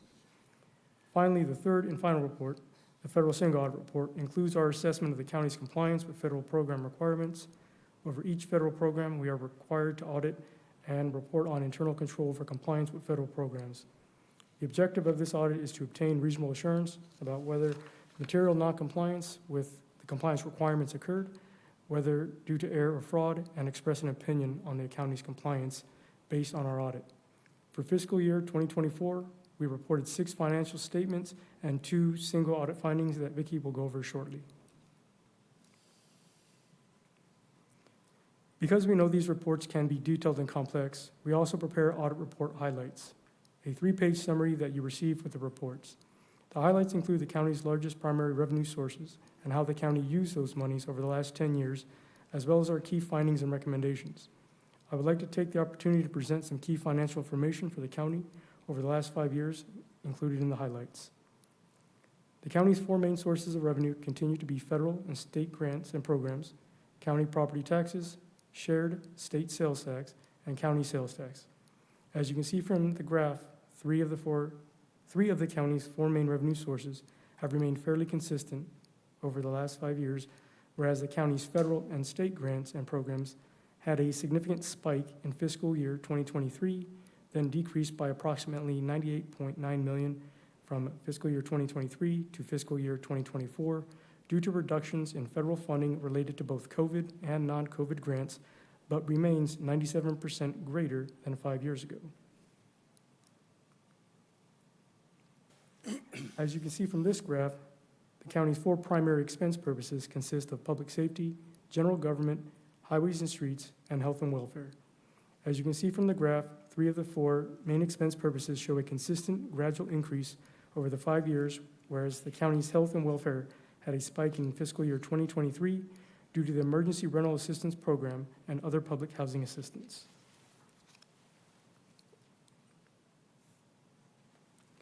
This graph highlights the 5-year trend of the county's revenues and expenses. As you can see, the county's revenues shown in light blue have also exceeded expenses shown in dark blue since fiscal year 2020. Also, as you can see with the black line, the county's net position, often referred as reserves, has increased every fiscal year since 2020. Most importantly, the county's overall net position increased by nearly $675.3 million, or 155%, since fiscal year 2020. Specifically, the total net position for the county was $1.1 billion as of June 30th, 2024.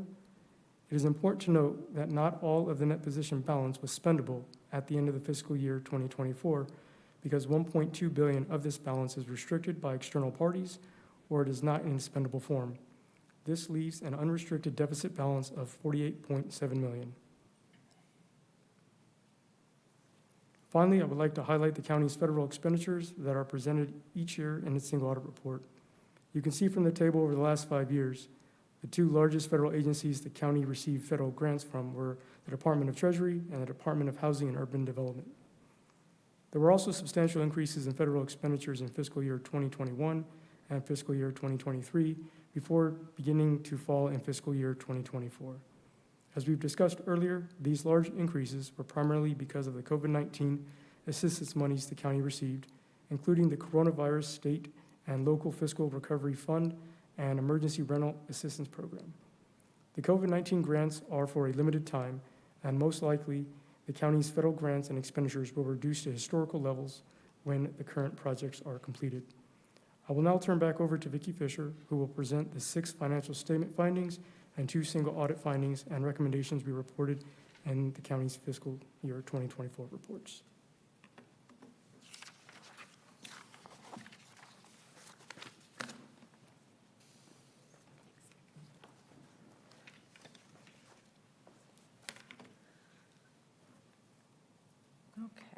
Before I discuss the findings reported in the fiscal year '24 audits, we'd like to acknowledge the county's status in correcting prior year findings. The county reported a status of fully corrected for 2 of 9 prior year findings, which were related to the Section 8 Housing Choice Vouchers program. And then the county reported the statuses of 7 prior year audit findings as partially corrected or not corrected. And we reported findings in the current year's report on internal control and compliance that are similar to some prior year findings, which I'll discuss shortly. Now, moving on to our findings and recommendations, which are included in our single audit report, which we present in the county's report on internal control and compliance, is where you could find the financial statement findings. And then in our report on internal control over compliance with federal programs is where you can find our federal audit findings.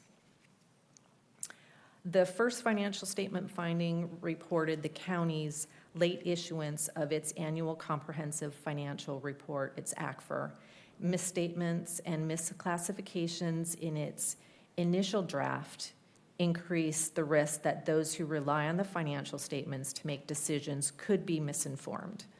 The county corrected the errors we identified in the financial statements and the note disclosures before the annual report was issued. However, a result of the delays and errors, the county issued its ACFR 10 months later than required by state law. To correct this finding, we provided recommendations to the county, some of which include issue the county's ACFR by the statutory deadline, provide accurate and key financial information to the auditors by agreed upon deadlines established at the beginning of the audit, and prepare the financial statements, note disclosures, and supporting schedules accurately and in accordance with GAAP. The financial statement finding is similar to findings 2023-002 and 2023-003 that were initially reported in fiscal year 2017 and 2016, respectively. And then the county reported that it anticipates correcting this finding and implementing recommendations by March 31st, 2028. Did you want?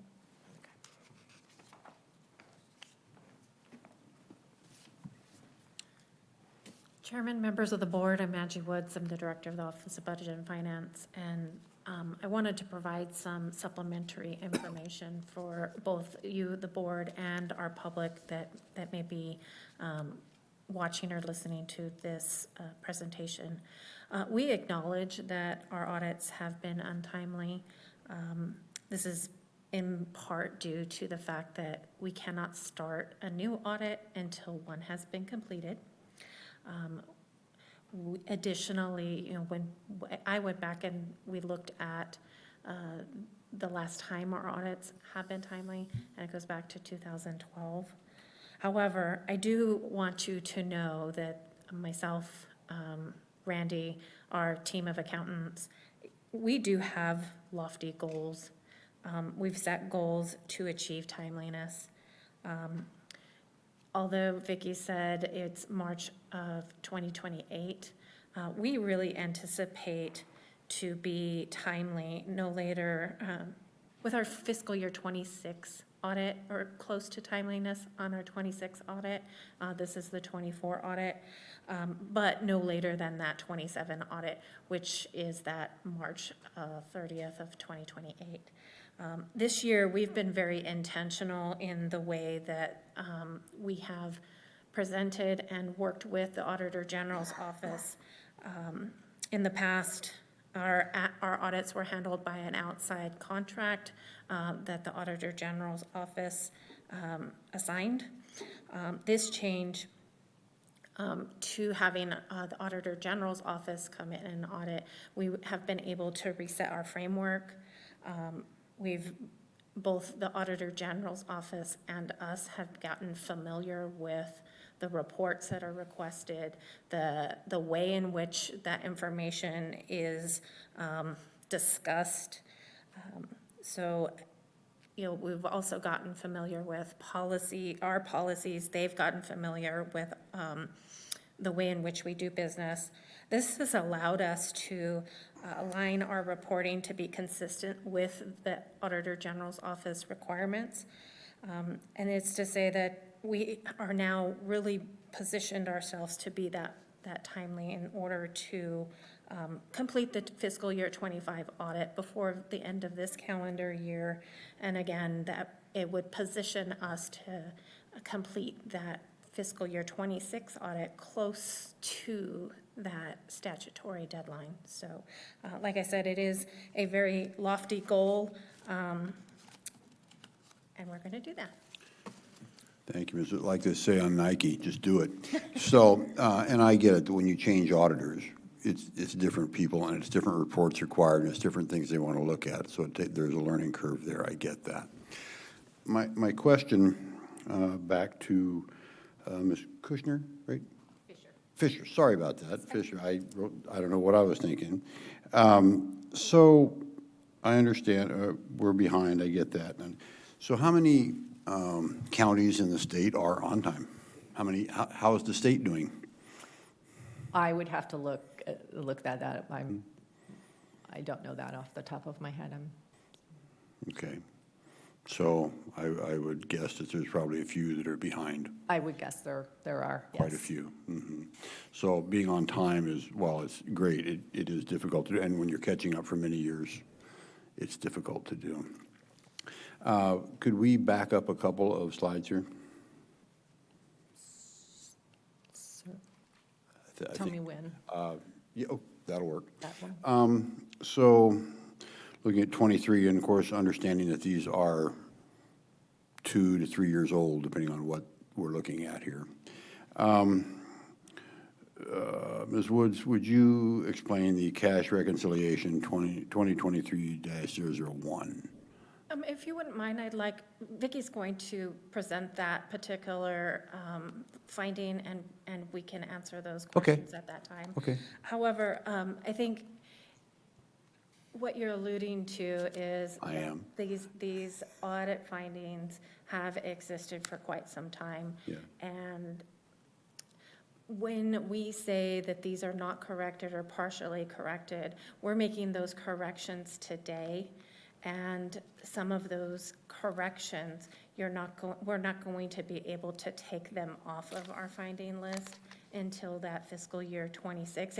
If they're today, you're not going to see them as completely resolved or corrected until that 26 audit. And so it's, in part, you're going to continue to see these just due to the I'm fact. very aware of that. That's what I was wanting you to say, though, exactly that. And then in that, this cash is not missing anywhere. It's sitting in our accounts. It's just not been reconciled. Is that correct? Yeah, that's correct. And as Vicki goes through that, I'm going to have Randy speak on that particular item, if that's okay. You're anticipating my questions. I am, sir. Yes, thank you. Thank you. All right. Ms. Fisher, please continue. Thank you.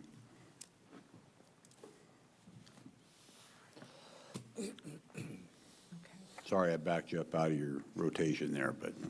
We're good.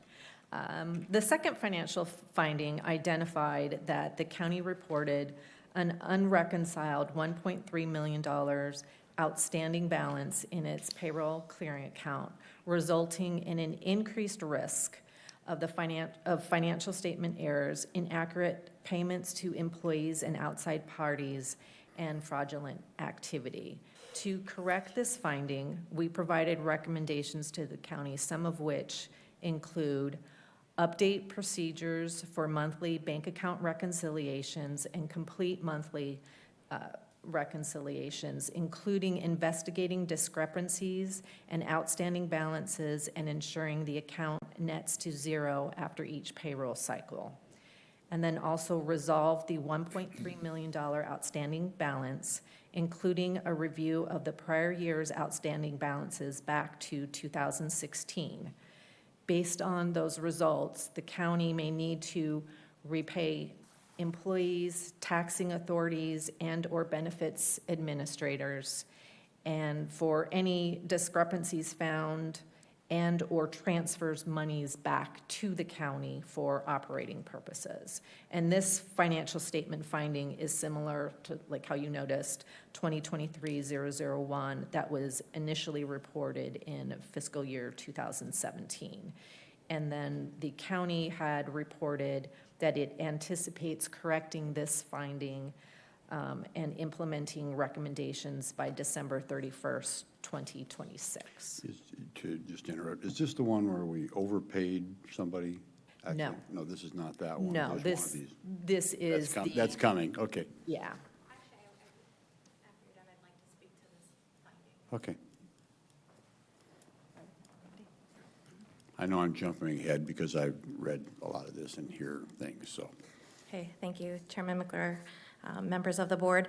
The underlying issue leading to the unreconciled balance of 1.3 million has been resolved, meaning we have processes and procedures in place. We're reconciling after every pay period. We have dedicated staff to ensure that this is not an ongoing issue. What remains is a balance that needs to be reconciled. We've identified $800,000 of an overpayment of retirement contributions. We anticipate this finding being resolved substantially close by the end of this fiscal year. The remaining funds in there are of the same nature. We have over 250 funds that we grab retirement contributions or other employer contributions from. So it's a really meticulous process for us to go in and make sure that we're moving money from this clearing account, which is in a secured bank account, back to the individual funds where it originally came from. Okay, thank you. You're welcome. And that was the one I was alluding to. Yes, that was the one you were asking Yep, about. thank you. Mr. Chair? Supervisor Vidiello, good afternoon. Yeah. I just wanted to ask, for the public, just want to make sure they understand that 1.3 isn't actually missing. If she could just reiterate that, because that's probably very important to our constituents. That's all. Supervisor Vitiello, you are correct. The 1.3 million is in a secured bank account under Pinal County's name. Those funds are monitored by the Pinal County Treasurer as well as our staff. Thank you. You're welcome.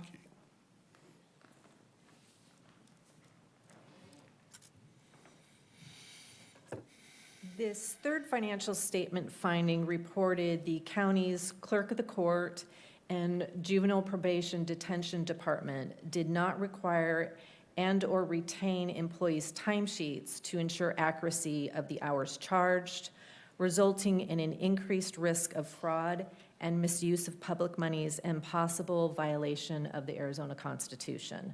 To correct this finding, we provided recommendations to the county and the departments, and to the county departments and central payroll, some of which include, we were recommended to the county departments to follow county policy to require all non-exempt employees to report time on a timesheet and then retain those timesheets in accordance with the record retention policies.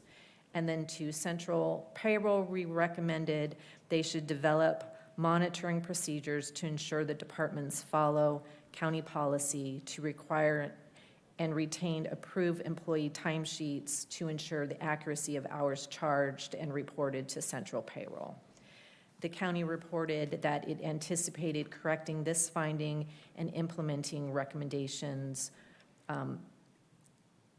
or they reported that it anticipated correcting it by December of 2025. So were there any correction or questions? Sure, are these paper time cards? Because have we now not shifted to electronic, which would be much easier to retain? Chairman McClure, board members, what Vicki was saying, as of December of 2025, we fully implemented a electronic timesheet program that centralizes the timesheets so that It requires for both, it actually corrects this statement. It requires the department to have supervisory approval, and additionally, it allows us to ensure that those hourly or non-exempt employees are submitting their time accurately. Right. And so they stay in our records. Mr. Correct. Cantrell keeps them on his server over there. I see that, Yay team. Okay. That's absolutely true. So with that, at December of 2025, so before December of 2025, we were still operating with some timesheets that were paper records. Therefore, this is the 24 audit. I don't anticipate us having that same issue on the 25 audit. However, this, if our departments haven't kept that record, this could re-float to the top, but we do have that correction in place And today. these are all trailing discrepancies. I mean, many of these things have been fixed, but what we find in the audit that we're looking at, 2 to 3 years old, Correct. are these things, yes. And so many of them are not even issues at this time, but they're coming out in the report, so thank you. Correct. Just so those listening hear that, please. Mr. Chair? Supervisor Vitiello? Yeah, just want to make sure that, again, stating for the public, people weren't underpaid or overpaid. Again, it was just a paper trail situation. We're not going to go back and have to be owing people money, correct? Chairman McClure, Supervisor Vitiello, that is correct. Every employee was properly paid, and there's no reconciliation or repayment that's going to be happening. Great, thank you.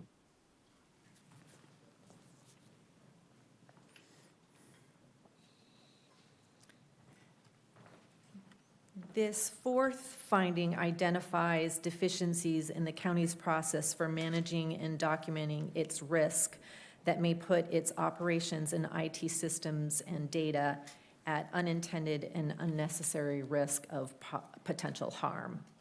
To correct this finding, we provided recommendations to the county, some of which include perform an annual entity-wide IT risk assessment process, evaluate and manage the risk of holding sensitive information, evaluate and determine the critical organization functions and IT systems that would need to be restored quickly. And this finding is similar to finding 2023-004 that was initially reported in fiscal year 23. And the county reported that it anticipates correcting this finding by April 2026. So we have another IT finding, which is our fifth finding, which identified the county's control processes over IT systems and data were not sufficient, which increased the risk that the county may not adequately protect those systems and data. And to correct this finding, we provided some recommendations, some of which include develop and document comprehensive IT policies and procedures, restrict access to its IT systems and data, configure IT systems securely and manage system changes, secure IT systems and data, and ensure operations continue. This financial finding is similar to finding 2023-005, which was initially reported in fiscal year 23. And the county reported it anticipates correcting this finding by December 2026. Did you have any questions over either of the IT findings? Possibly. Mr. Cantrell, I know you have answers for this. Good afternoon. You can't disclose all of it, I know, but Yes, sir. you have ways to fix it. We have continued to do all of the risk assessments. We do need to update some outdated, irrelevant policies to our practices. We have implemented several new security measures that addresses this, and we have and continue to address every finding from the audit. So we're okay. That's what you're telling me. The best I can do, sir. Thank you.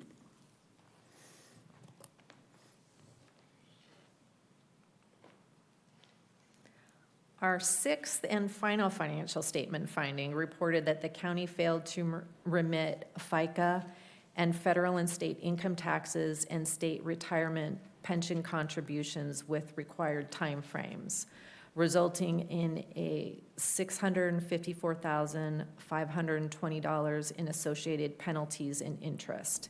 These are monies that otherwise could have been used to benefit the county and its residents. To correct this finding, we provided recommendations to the county, some of which include pay FICA and federal and state income taxes and state retirement pension contributions for employees within required timeframes, designate an alternate employee to process the required payments within the required timeframes, and then develop and implement written policies and procedures over processing required tax and pension contribution payments within the required timeframes.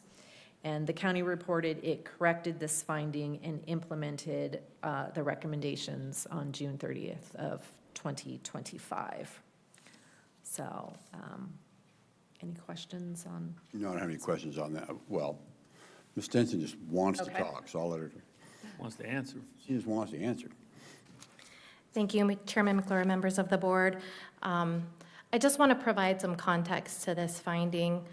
Really, the lack of complete and accurate payroll processing procedures made us vulnerable to this one-time perfect storm.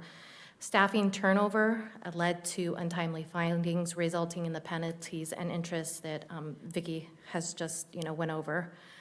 We have updated and documented our processes and procedures. We've cross-trained staff, and we really are ensuring that this finding does not occur in the future.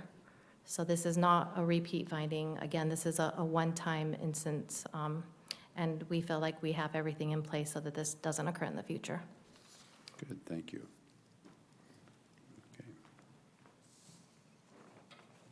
All right, now moving on to our two federal findings. The first federal finding reported that the county did not submit its June 30th, 2024 single audit report to the Federal Clearinghouse until January 27, 2026, which was nearly 10 months later than the federal regulation requirements. And to correct this finding, we provided recommendations to the county, some of which include improving its financial statement reporting process so that it can submit all future single audit reports on or before the federally required submission deadline. And this finding is similar to finding 2023 101 initially reported in 2022. And the county reported that it anticipates correcting this finding and implementing the recommendations by March 31st, 2028. So. Which falls in line with the other things, because we were behind, and we're catching up. Exactly. Okay, yes. Exactly. And then our federal finding 102, which is our final finding, identified the county reported inaccurate cumulative and quarterly program expenditures as of June 30, 2024 for its COVID-19 coronavirus state and local fiscal recovery funds federal program to the federal agency as compared to county records. To correct this finding, we recommend that the county should report accurate and complete program information to the federal agency, record program expenditures in the proper fiscal year, develop, document, and implement policies and procedures to monitor compliance with the program's reporting requirements, including step-by-step procedures to perform closeout procedures, reconcile expenditure amounts, and perform and document reviews. And the county reported that it corrected this finding on October 31st, 2025. And did you have any questions? No, I on don't have that any questions finding? on that. Okay, well, that completes our presentation of the county's 2024 reports and including the 8 reported findings. And I just wanted to thank Chairman McClure, members of the board, and County Manager Liu for having us to present our audit results and findings today. And I'd also like to thank Angie Wood and Randy Stinson and the county staff for all their help during the audit process. We have a really good working relationship with them. So, thank you. Thank you for your time. Appreciate it. Board have any questions before everybody bails out? Andy, she keeps raising her hand. Oh, well, she's not the board.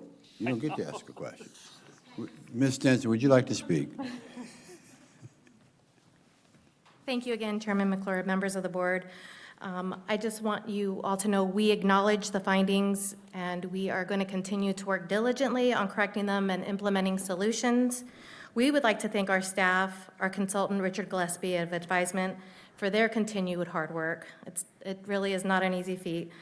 In addition, we'd like to thank and acknowledge the hard work of the Arizona Auditor General. The accounting team, we've gained invaluable knowledge in working with their team, and all of their assistance is greatly appreciated. Finally, we would like to thank you, members of the board, for your continued support in our efforts. Okay, thank you, finance team, for working so hard to get things caught up. I know it's very difficult to catch up when you're behind. Thank you, Ms. Fisher, Mr. Foster, for your time. Appreciate it. All right, that is that. Thank you all for hanging around. All right, next is item 22, which is discussion of board members' request for future agenda items and/or reports to be presented at upcoming meetings. Supervisor Sturdy, I see your thought bubble. Yes, as I mentioned earlier in the meeting, under the Volkmer administration, we had looked into getting a reward for people that led to the arrest of desert dumpers, and that's a constant goings-on. I guess it never really got enacted. I would like to look into, Leo, could that come under the county attorney? Could it come under Public Works or something else, if it's even possible? And how would that be funded? And how would it work? Okay, Supervisor Miller, you have one?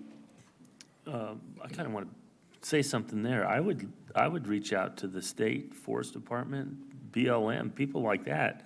That's who we're really protecting when we do that.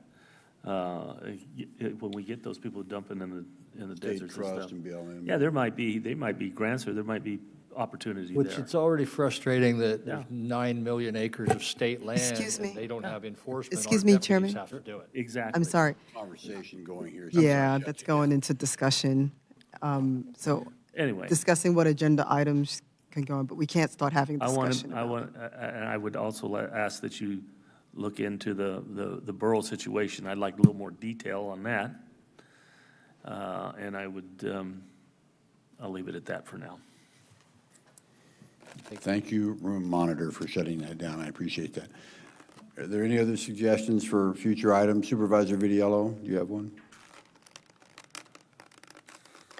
Yeah, I just wanted to follow up to last meeting where Supervisor Vice Chair Surdy had brought up about possibly looking into an AI specialist or something like that could give us some information. That's all. AI? I'm sorry, I apologize. For data center. I'm sorry, data center. Data Sorry. centers, there we go, okay. Yeah. Chairman, Thank that you, is. Chairman. Thank you, Chairman and Supervisor Fidel. Yes, that is in the works, and we have discussed with Professor Barr from ASU, and it's coming as soon as everybody's scheduled to be lined up. It'll be coming in the next month or two for the work sessions. So, like they say back east, we're working on it, you know? Okay, okay. there Thanks, we go. Chairman. Okay, you bet. All right, any other items? No, okay, item 23 is discussion, approval, disapproval of the recognition of Jenny Howard, Vice Chair of the Arizona Department of Transportation Board for her dedication and service in representing Pinal County from 2022 to 2026. It's just to make a recognition of her, and I believe this is so that Supervisor Vitiello, you have a comment on this? Yes, Chairman. As you know, she's going to be moving. They changed the districts. They removed them around. And just to acknowledge the fact that she's been 4 years as a very, very influential part of Pinal County. And I just wanted to award her, which we just found out probably about an hour ago, that Jenny Howard is having surgery today. So she will not be at the next board meeting, but I would hope that we can approve this so I can attend the next board meeting of ADOT next month to present it to her. Thank you, sir. Sure. So with that, I guess I need a motion to approve this item. I'll make that motion to approve item 20, I'm sorry. 23. Item 23. 23? Yes. Make a motion to approve item 23 as written. Do I have a second? Second. Have a motion, a second. Those in favor, please indicate by saying aye. Aye. Aye. Aye. Those opposed? Hearing none, motion passes. Thank you. And with that, there's no more business before the board, so this meeting is adjourned.